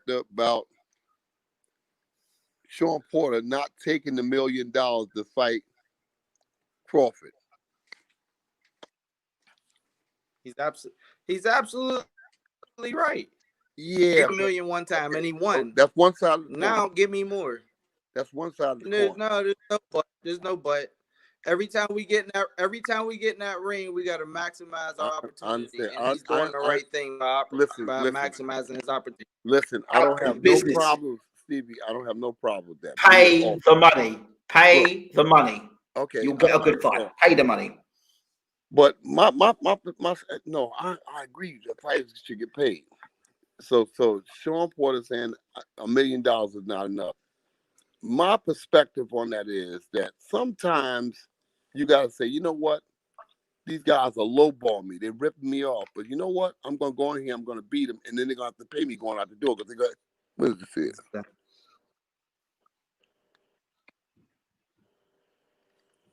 He's done it enough. A subconscious thing. No, I think it's a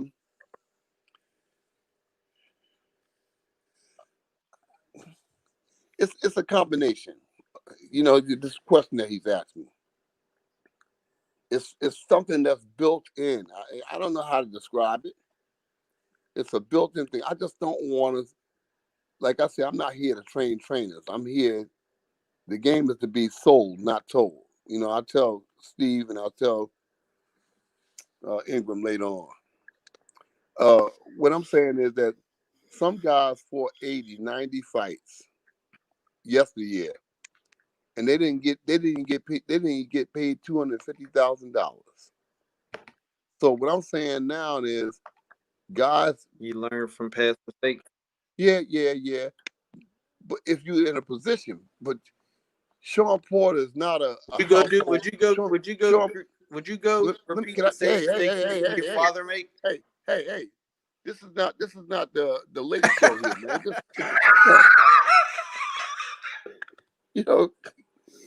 Just wait your turn, man. Parliamentary procedure. This ain't the late show, man. All right. Look, you got to look back and think. When Eddie Mustafa fought Marvin Johnson for the light heavyweight championship, I think it was Bob Arum. I'm not certain who it was, but when they was lowballing. They was giving Eddie a nice figure, but they wanted a 3-fight deal, a 5-fight deal. I can't remember the logistics of what it was, but somehow Eddie didn't agree with that. And they said, okay, you want to fight Marvin? You don't want to sign no contract? You don't want to sign a contract to work with us? Okay. They was offering him, something like $500,000. Let's say $500,000. And then from $500,000, they went down to $75,000. They said, okay, you want to go out there? $75,000. You don't want to sign? $75,000. Now he could have made $500,000, but Eddie said, I don't want to like the contract, so he didn't sign. He went out there, knocked the champion out, became a free agent, and made 3-4 times the money they was offering him. So what I'm saying is, sometimes you let them lowball you. If you're confident in your skills, you let them lowball you, knock them out, take the championships, and now I got the championship. Y'all want it, y'all got to pay for it. But I understand where Sean coming from. But it's past that point, though. Huh? You got to understand. Like it's past that point, though. Now it's like he might only have like 2 or 3 more fights. And also, wait a second. Let's be honest. What's Crawford's biggest win? That's it, welterweight. He can't. What's his? He's too little. He's too little to fight at junior middleweight. Yeah, but no. What's his biggest win? Kell Brook? He lost to Kell Brook. No, I'm talking about Crawford. I would say Victor Postal. Not a welterweight. At welterweight. Yeah. Oh. Kell Brook. Foreign. Really? No, Kell was done. Okay. He wasn't really, like, he got his face broke. He got his broke twice. Like, how do you, like? Yeah, Kell Brooks should think about hanging it up. I wouldn't have my face getting broke like that there. No. One time is a complaint. 2 times he said, no, that's casualty. I'm out. You can't have your face get broke like that. So you're going to say Horn is his best win then? Horn is Crawford's best win to date?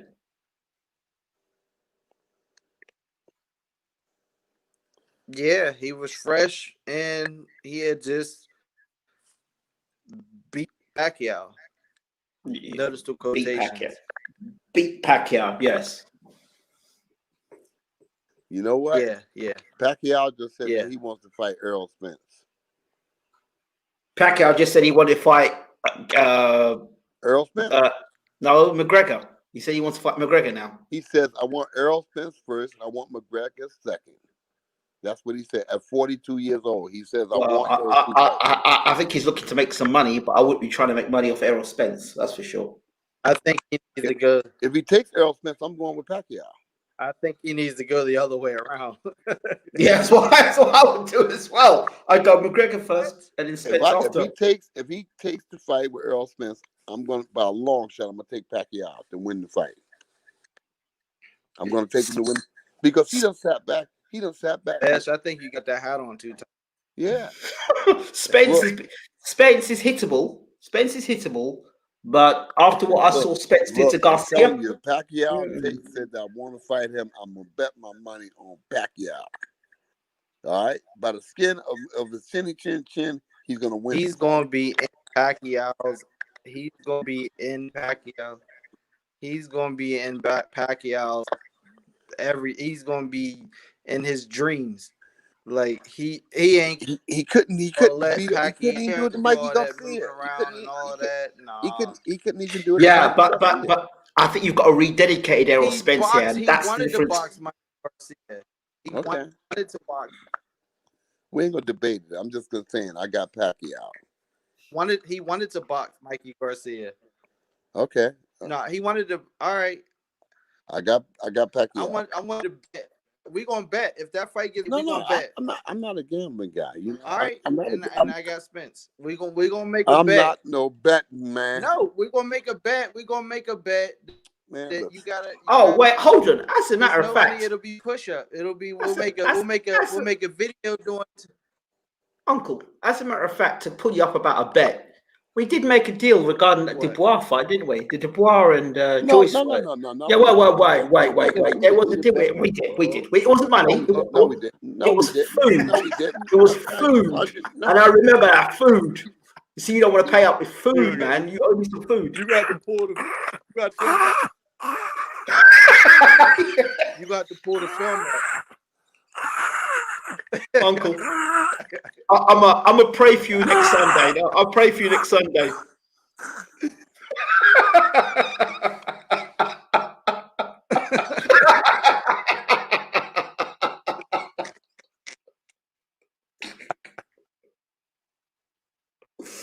What are we gonna do with him?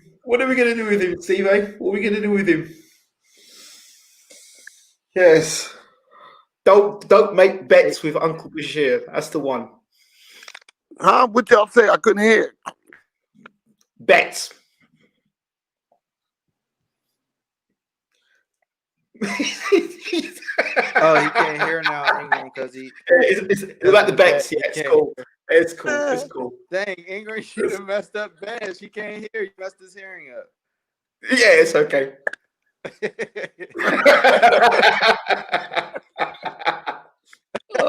You know, we have to say is Klitschko's coming back next week. He'll come back on again. Don't worry. Klitschko's making a comeback next week. He'll be back. That's all you have to say. Yeah. You know, modern technology is amazing. Yeah. I can talk to two guys, man.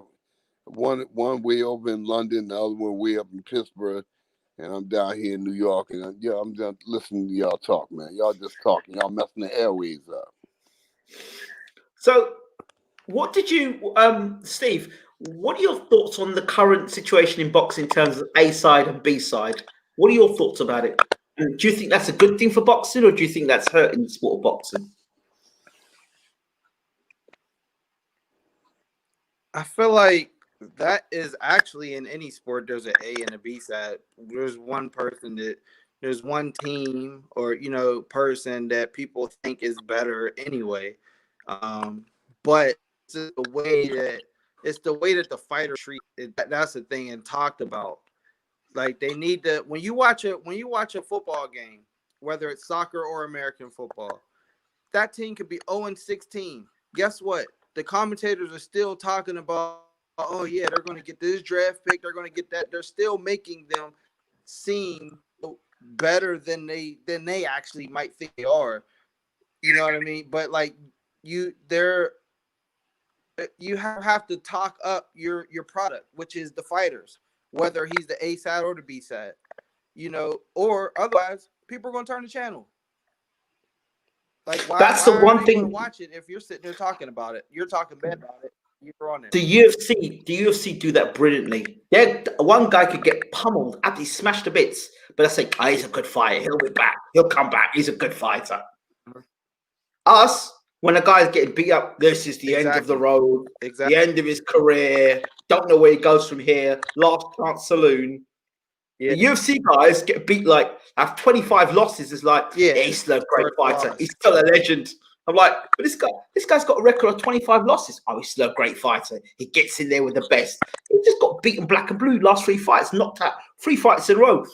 It doesn't matter. He's still got a chance in a fight. I'm like, if boxing had the same type of commentary, I think we'd do so much better. So much better. And the other thing is, you see, in UFC, the best are fighting the best. Absolutely. None of this it's actually garbage. Taking a turn there. It's actually taking. Go ahead. It's Steve. actually taking a turn there. You know, with Andre Ward, Tim Bradley, Chris Algieri, they do a job of, you know, staying unbiased. You know what I mean? I think there needs to be more fighters to get in those spots because they do a good job of. Have you listened to the Zone, Dead Zone? Have you listened to Dead Zone's commentary? Chris Mannix and I think they compared Alvarado yesterday to. Who did they compare Alvarado to? Joe Louis. Joe Louis. They compared Alvarado to Joe Louis, who fought last night on the card of Luke Campbell, Garcia. Yeah, that's not good. And then somebody else said, no, it's Alvarado's not there. He's more like, I'd say he's more like Joe Fraser. Yeah, that's a little. And I'm looking the way this guy's throwing punches, and he looked more like a miniature. A little ridiculous, but hey, it sells. He looked like a miniature Keith Thurman, that Alvarado that fought last night. His dynamics, the way he's throwing his punches, the way Keith throws his punches as well. Whatever they think it's like. No. Keith Thurman say, He's not gonna lie. That fight was so hard to watch. Which one? Which fight was hard to watch? The Alvarado, was it? Oh, no, the fight before Canelo and not Canelo, Garcia and oh yeah. And that boy, that Keel you're talking about. Krill. I watched it till about the 6th round. He was taking a shellacking, and like you could hear the instructions in the corner. Like Derek Harmon and Bones Adams was in the corner, and Derek Harmon was giving him good instructions. But it's like, you know, it seemed as if Derek was telling him what to do, but the fight was unable. At points, he looked like he knew what he was doing, like he was shoe shining and throwing nice combinations. But then he'd go back to leaving his chin in the air and get caught with big shots. Real big shots. But I always thought, you know, I mean, okay, you get hit with that shot, you get dropped, you get hurt, you go back to the corner, your head clears. Is there nothing in a fighter's mind that thinks, yeah, I'm going to get hit with them big shots. Maybe I don't want to be getting hit with shots no more. Maybe I need to tune in and focus more. Maybe I need to do something different. I mean, I understand you get knocked down, you're knocked from your senses, you go back to your corner, you even got your wherewithal. But there were moments in the fight where he came back into the fight, Keel, throwing nice combinations, moving a bit, and then suddenly he went back to the same old form again. He get caught with them big, wide, winging shots again, and eventually getting stopped. Mm. I mean, isn't that something that's done in camp, that you're training in camp? I've seen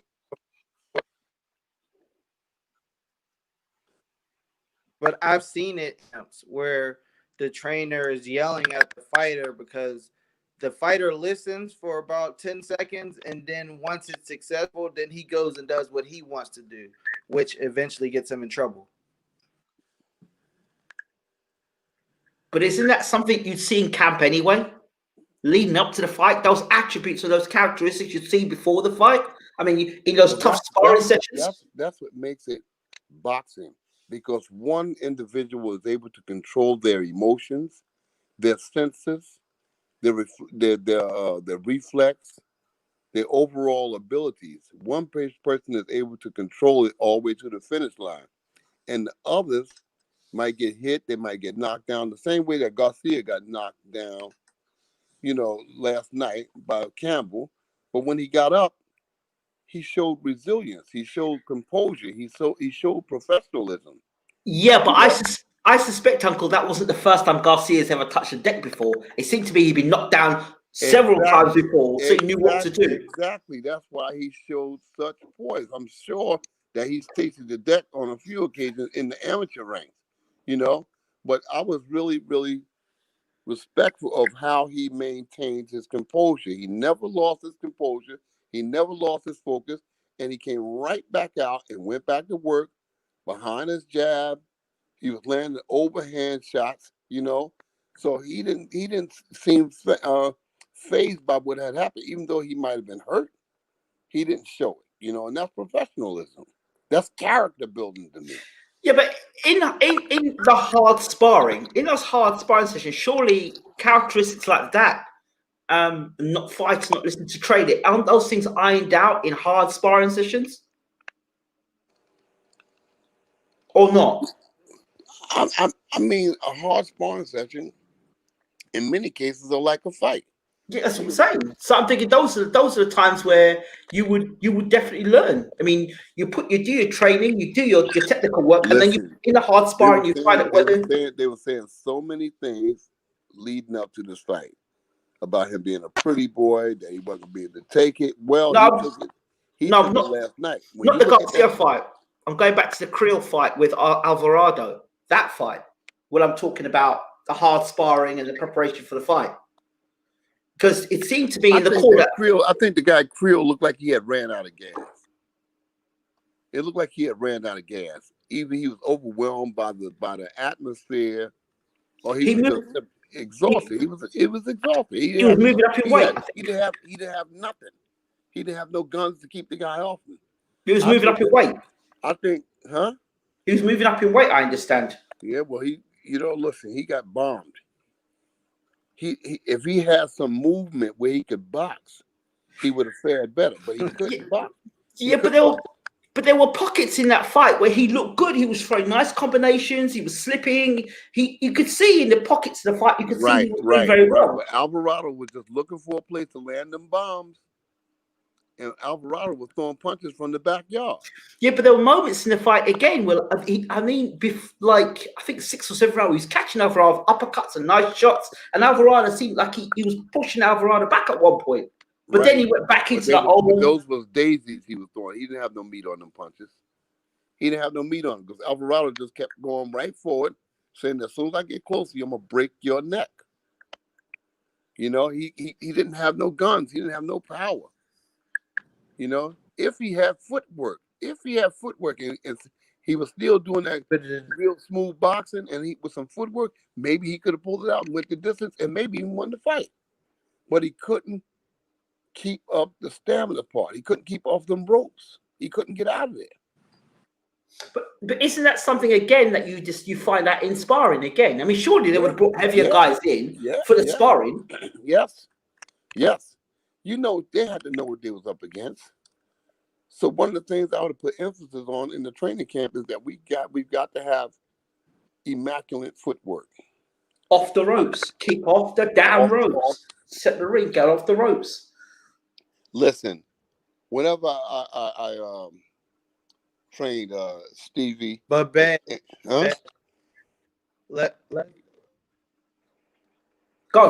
keep it real. Look at his corner. Could you see them saying what you just said? Pardon me? What did you say? What did you say, Steve? Look at the guy's corner. Look at the guy's corner.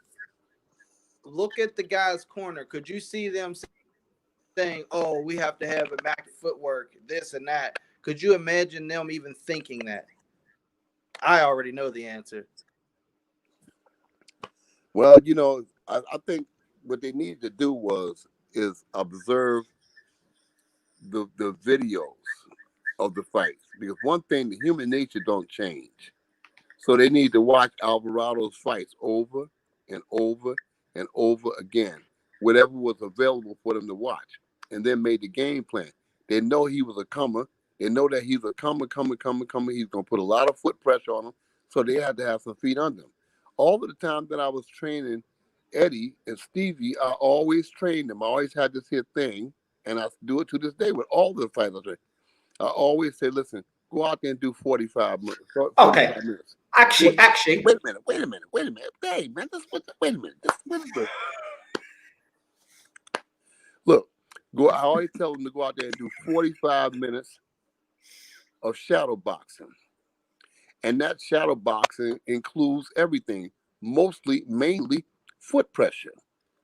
You know what I'm saying? You gotta have some foot movement. You gotta be able to do that there. And if a guy is shadow boxing properly, at the end of 3 minutes, he's exhausted. He's exhausted, man. If he's shadow boxing properly. So they know the kind of guy they was in there with. You got to train the guy to move, box, move, box, throughout the training camp, 4 or 5 weeks. And at the end of those 4 or 5 weeks, he's got to have that thing together when he stepped in the ring. He's got to have it together, but he could not stay away from the ropes. This guy was just walking forward, and he was able to put those combinations through because he was that's what I was saying. Huh? Go on, Steve. No, that was what I was saying. Is those trainers are never going to stay because they're the raw type trainers. Oh yeah, all right, come on, put up. They just watch him get hit with 30 punches. They don't say anything about get the hell out the way. They say, all right, now throw the uppercut and the hook, and then the right hand, and there's no all right, throw this combination, and I need you to slide out. Move laterally. No, they're not saying any. Those coaches, I can't see them even thinking like that. Okay, so let's use an example here. Bash, were you training Stevie when he fought Berto? I was in Europe. Okay, give me a fight. I was absent for Stevie's big fights. I was absent. So I would have used the example. So Berto, we knew was a kung fu fighter. I think the Eddie Gomez fight, I think the fight was stopped prematurely. I thought that Stevie was just about to turn the corner in that fight when they stopped it. And I think they stopped the fight unjustifiably, but it's water under the bridge, but it was definitely, he wasn't even hit. I think they stopped the fight because they knew that Eddie Gomez was tired. He was done. At the end of the fight, you look at Eddie Gomez and then you look at Stevie. Stevie was the guy with stamina. Eddie Gomez was dead, and they stopped it. I thought the fight was stopped way too prematurely, Stevie was against the ropes with his hands up and he was taking some punches, but the punches wasn't getting through. He's hitting gloves. And the referee stopped it, and that's all we could do. There's nothing we could do about that. Yeah. So but I was about to throw. I thought you were doing good prior to that. Yeah, those rounds in between there, those body punches was hurting them. Stevie, here's an example of if you fought an opponent which you knew was a puncher, your team knew was a puncher. What would be the strategy going into fight if you knew you were fighting a guy that was noted as a puncher?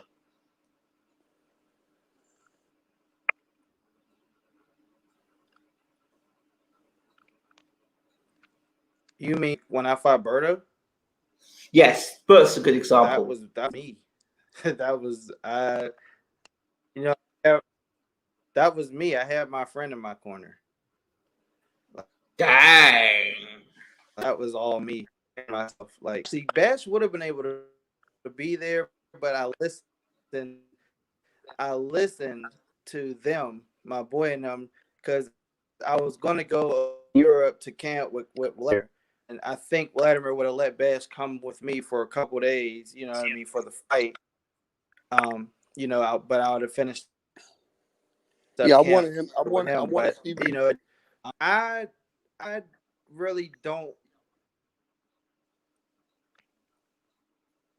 Good. I really don't focus on what the other guy does and this and that. He's gonna have to worry about what I do. That's my approach. And actually, like, and it surprises me. Like, I knew that I could take a punch.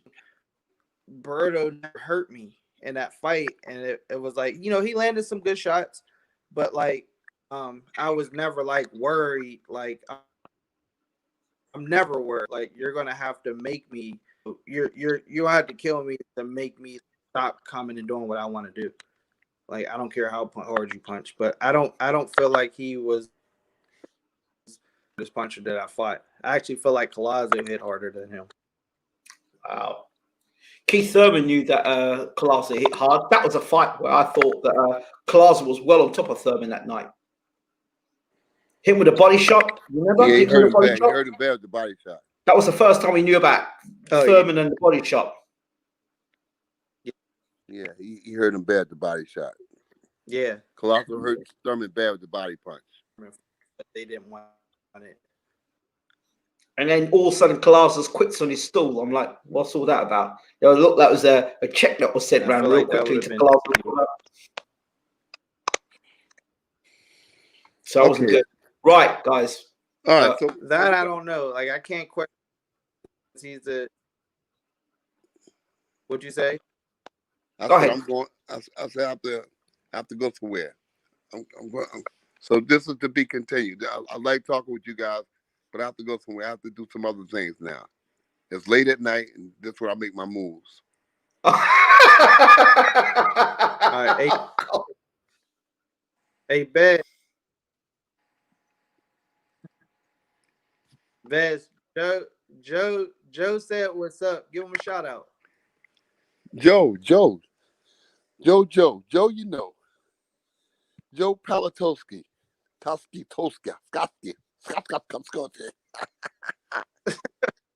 Joe, what's up, man? That's my man, and I miss Joe, and I'm coming back up to see you. You know, I'm coming back up to see you.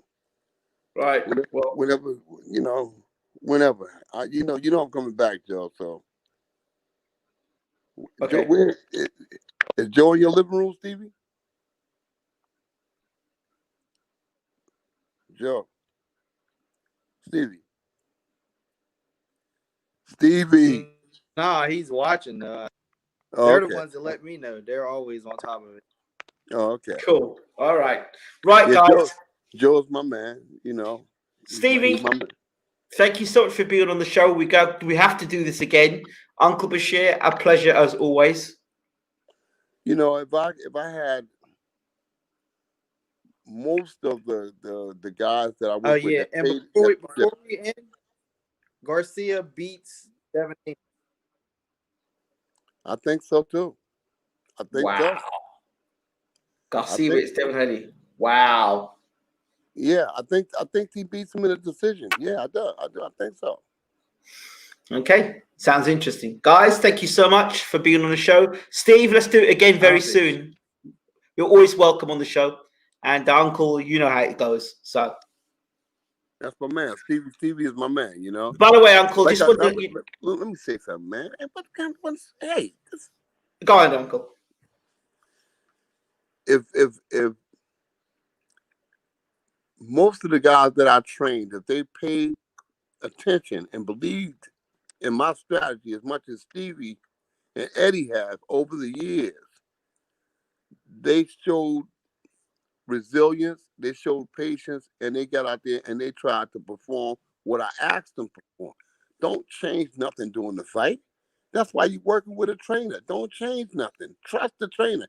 When you don't trust the trainer, then it's time to separate from the trainer. Amen. That's just it. Every trainer can't train every fighter. That's just it. But if I had most of the guys who paid as much respect and much attention to my words as Stevie and Eddie did, then I'd probably be a multi-millionaire. All of us probably would, because I know that we got to win at least 90 fights out of 100. All right. I ain't gonna say I'll leave that little 10 fights. I'll leave something to be desired, but if these guys listened intently the way that Eddie and Stevie does, then it's a good thing. But when you don't have that kind of rhythm, when you don't have that kind of chemistry, it's almost impossible. It's time for the boxer to get another trainer and the trainer to get another boxer, because it's not going to work if you don't have that kind of chemistry in the corner. You can't do it. It won't work. Just to close off, Uncle, I just want to let you know that you're causing a storm in the Ukraine at the moment. There's about 5 or 6 articles that are coming out now regarding our interview and Egis Klimas. So I will send those articles over to you. I mean, my phone was on fire yesterday and today with the articles coming out. So I'll send them over to you. I'll post them on I know. page. Listen, I had a call from Vlad about that, and I stand by my words. I stand by it. That Egis Klimas is a racist. In my opinion, let me correct myself. In my opinion, he's a racist. All right. Again, I'll say it again. I'm born in 1950. Racist people can't hide from black people, not in America, because black people can sense a racist. He ain't got to say one word. All right. All he has to do is make one move, and black people will know. Now, the first time I sat down with that man, I'm gonna say it again. I sat down with him. The first time I sat down with him, it wasn't 10 minutes. It was not 10 minutes before he said to me, "This guy is thinking about firing you." I said, "What guy?" He said, "USYK." Now, up until that time, I had never, ever, ever felt any negativity from OLEKSANDR USYK. And I haven't felt any negativity from OLEKSANDR USYK up until this point. I've never felt it. So I asked him, I said, "Well, why would he want to fire me? And we just won the world championship together." He said, "Well, that's what he says." That was the first time. All right. Then we go to the weigh-in for our first title defense, and I'm not allowed on the podium next to the fighter that I just trained. I've never had that happen to me in my entire life as a boxing trainer, where I could not go on the podium and stand next to the fighter that I prepared to be on the podium. No, I was not allowed to come on the podium. And right then and there, I sensed something in the air. I sensed something in there that something is not right. And when I came into that training camp, I told you, I called you. 1 week into the training camp, I said something is not right. Then they went and did an interview. I wasn't allowed to come there. Then when we went to the pre-fight interview, wasn't allowed on the podium there. Wasn't allowed nowhere. So I said, "Why is this happening?" And this had never happened before when it was just me and USYK. But when Egis Klimas came in, everything changed. So yeah, I got the vibes. My vibes. All right? My vibes told me that this man is a racist. At least where I'm concerned now. Maybe he's not racist to somebody else, but to me, he conducts himself like a racist. All right? And I didn't like it. I didn't like it. I don't like it, and I'll never like it. I'll confront racism wherever I see it. Anywhere in the world, I see it. If I sense that you're a racist, if I think that you're a racist, I'm gonna call it out. I'm gonna call you out. That's how it is. I'm not shocked. Before I'm a boxing trainer. I'm a civil rights person. All right? Civil rights. Every person deserves a chance. Every person deserves an opportunity. If I knew that I was going to be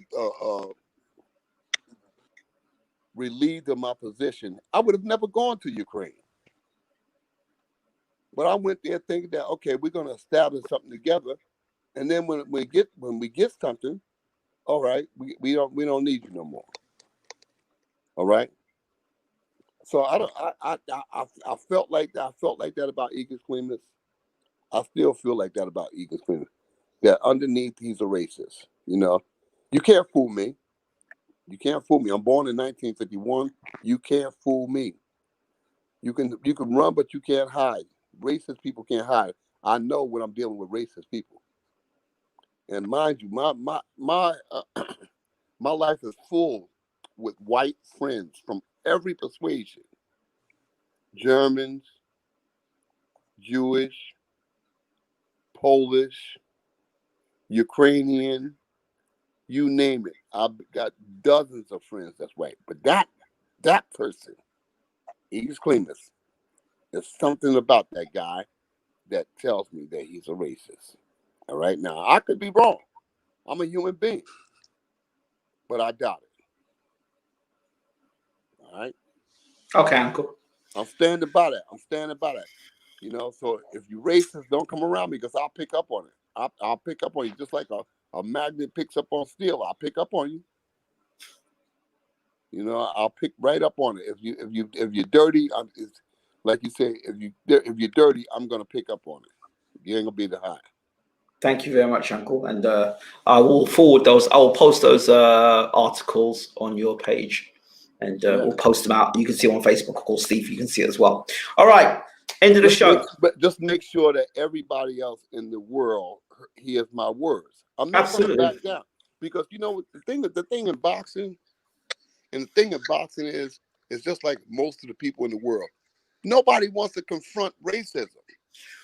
There are other people out there who knows who racist people are, and know what they do. They turn their head, they turn their back, they act like it doesn't exist. But I'm calling it out. But you know I got the courage to call it out because you know what? I had the courage to call it out because I thought about people like Noble Drew Ali, Marcus Garvey, Elijah Muhammad. You know, all of these people, Nat Turner, Harriet Tubman, all of these people called out racism. Then they wasn't against white people. They were against racists. So we all have an obligation, white, black, Latino, Asian, everybody has an obligation to call out racist people where they find them. There's no room for racism. You're not better than me. Your urine smells like my urine when you use the bathroom. So what makes you better than me? What makes you fucking better than me? You know, fuck, man, let me tell you something. This dude conducted himself like a racist. And I'm not going to apologize that I called him out. I'm not apologizing because I still feel like it. You know, I still feel like it, and I'm going to feel like it. And I think that we all have an obligation to call out racism to make the world better. Human beings ain't going to learn until something goes on in this world where it's going to force people to recognize people for what they are. Look at Savannah. You know, Savannah is a white woman, but that's my girl. I'm rolling with Bash. Whenever about huh? Steve, you're breaking up. I can't hear you. Say it again. I'm rolling with Bash. Whenever he's about something like, I mean, you gotta go with it. Absolutely. But that's why I'm glad because they listen. The Ukrainians and the Russians, they listen to the channel. They take the time to translate what Bashir is saying in English, and they let it out there. So it's out there, and it's thousands upon thousands of people listening to the show, and they respect Bashir as a specialist, and that's the reason why the report. Listen, man, there's no space, no room for racist people in this world. Absolutely. Everybody has an obligation. White, black, Latino, Asian, whatever you might be. Everybody has an obligation to seek them out, hunt them out, and expose them. Expose them. Now, like I said, I'm a human being. I'll leave a little bit of space. Not a whole lot of space, but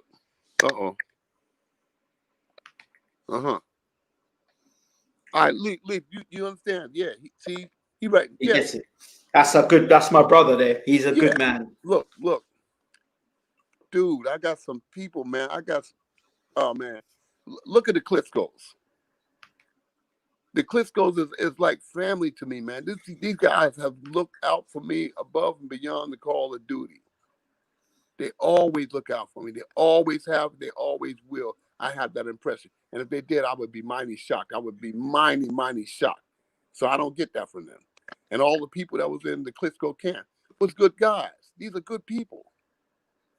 But this dude, in my gut, very rarely in my gut, in my life, have my gut senses tell me something wrong. All right? Very rarely in my And life. hey, Uncle, this is your personal relationship with yourself and Klimas. So I mean, nobody can tell you that you're wrong in what you're thinking. No, it's how you feel. Check this out. I wouldn't care if they did. Mm-hmm. I know what my relationship with him is. You know what I'm saying? I feel that in my gut, Mm-hmm. and I still feel it in my gut. That's why I don't want no contact with him. Because I don't know how it might end. That's why I don't deal with him. I don't know how it might end, so I just stay away from him. No contact with him. Hey, Badge. But I'm telling, huh? Yeah.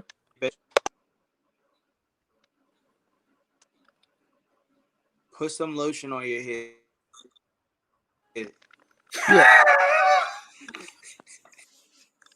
Yeah. Yeah. I might do that. You know, I just had to lighten the mood. It's okay. We're used to Uncle. It's okay. We're used to this. We're used to Uncle being like this. We're used to it now. But we all have an obligation. Absolutely. To seek out this ugly beast wherever it lives at. Because nobody has a right to think that they're better over the next person. Mm-hmm. Nobody has any right to think that they're better over the next person. All right? I'm telling you that everything changed. I put 3 years of my life into training OLEKSANDR USYK. You know, OLEKSANDR USYK could have had anybody else in the world to train him. Anybody. He was an Olympic gold. He was an accomplished boxer. He was an Olympic gold medal. I was just teaching him the tricks of the trade from a professional standpoint. All right, I was teaching him the trick of the trade. But you know, to have somebody tell you at the end of 3 years that hey, we don't need you no more. And I said, why did this change? Up until then, I was very, very close to this guy. But after Egis Klimas came in, everything changed. I don't know what happened. I don't know what kind of effect, any kind of influence it had, but something changed. And I told you the first week I was in that camp, something has changed, something is wrong.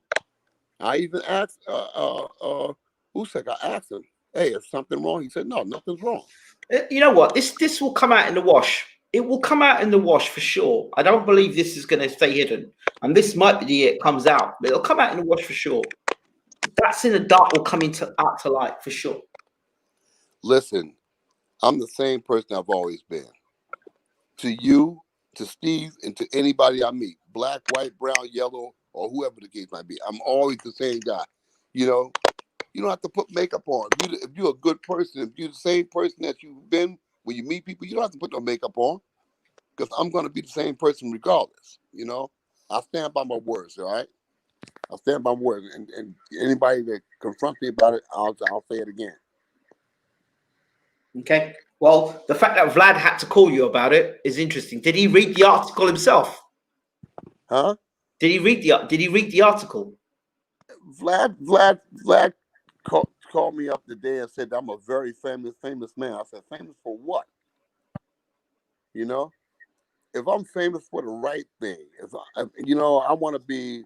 Yeah, because my phone's been blowing up with BWTM Sports Gaming. Bashir, it's been blowing up today. So, and yesterday and the day before. So I'm going to get all the articles and I'll push them down to you, and you can.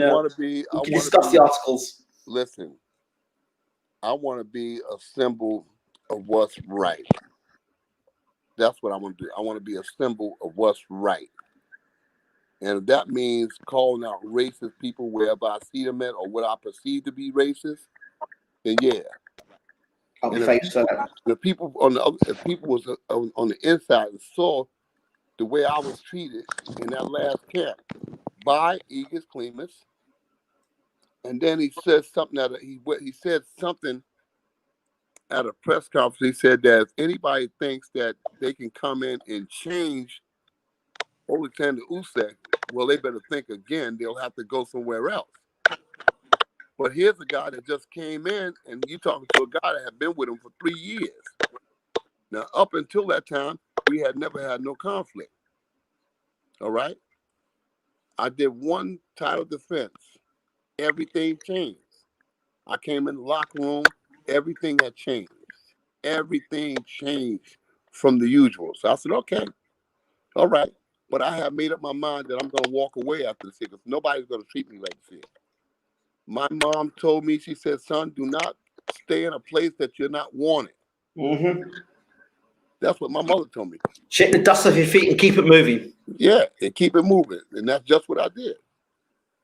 You know, I've been with Vlad Tsarenko. I've been with him, his dad, his mother, his grandmother. You understand? I've been with them, his brothers, and all. And I don't feel. In fact, in Ukraine, I don't feel no racism. I don't feel no racism. I'm with the people there all the time, and most of the time, I'm the only black that I'm around. I'm the only black that I see. So 99% of the time, I'm with other people, and I'm the only black person, and I don't feel no racism. But I felt it from Egis Klimas. So you ask yourself, why is it that I didn't feel it from nobody else, but I feel it from him? That's what you got to ask yourself, you know? So Egis got to tighten his game up because I'm the same person I've always been, the same person that's going to be here on earth as I am. I don't have to put no makeup on because I'm the same person. All right. Well, I'll get those articles and then we'll do a show on it afterwards for me tomorrow or Wednesday. We're good, but Vlad Tsarenko, Vlad's father, and we are a good team. Okay. We're a good team. And look, Vlad's father don't even speak English. And we spend hours together when I'm in Ukraine. We spend hours together. We go places together. And we somehow we communicate with each other. He understands with me, and I understand him. He's a crazy dude, but he understands me, and I believe he really loves me. You know, he's a little crazy, but you know I can adjust to that. You know, he's a crazy dude, but he's a good guy. He's good to me. Vlad's mom is good to me. You know what I'm saying? All of the people are good to me. But this guy, Egis Klimas, something in my gut tell me, no, I'm not good with him. Okay, Uncle. All right. Right. So good night, Uncle. Good night, Steve. And I think this conversation will continue. I will get the articles, post them up. Steve, have a good look at them. Uncle, have a good look at them, and we can come back and have a part. What's the next fight? What is the next fight we talking about? Oh, Kovale's fighting at the end of the month against. I'm not talking about Kovalev. I ain't feeling Kovalev. I think he's fighting that cruiserweight. Yeah. Against the guy who's had 6 fights. Against the guy who had 6 fights. Yeah. That's not a good look. He's tiptoeing into the division. That's not a good look. He's tiptoeing into the division. If he's fighting a guy with 6 fights, what is that telling you? That guy might knock him out. That's telling me that they're trying to parlay itself into a position to fight for big money to get out with. Maybe, you know? But that guy could be dangerous as well. He looks quite decent. You know, and even Kovalev has said some bad things concerning blacks, you know? Oh, yeah. Same team. All I'm going to do is just say to people, who do you think you are to talk about somebody black? Who do you think you are? You're just a human being like everybody else. Your blood is red like mine. If you urinate in a latrine and I urinate latrine in a latrine, and they come to the bathroom and say, well, whose urine is whose? You can't tell. Get out of here, man, with that nonsense. You know, get out of here. I'm never gonna stand by and allow somebody racist to push me around. Get out of here. And I think this guy is Kovalev, you know, he said some things too. I don't know whether he said it or not, but it's not cool. It's not good. It's not good. Anybody, and if you are racist, okay, keep your racist opinions to yourself. But don't come around me with it and think that I'm just gonna lay down and take it, because I'm gonna confront you with it. So just get your ass out of here with that stuff, you know. I'm out. Stevie, later. Good night, Steve. Good night, Uncle. Stevie, later, man. Good night, Steve. Good night.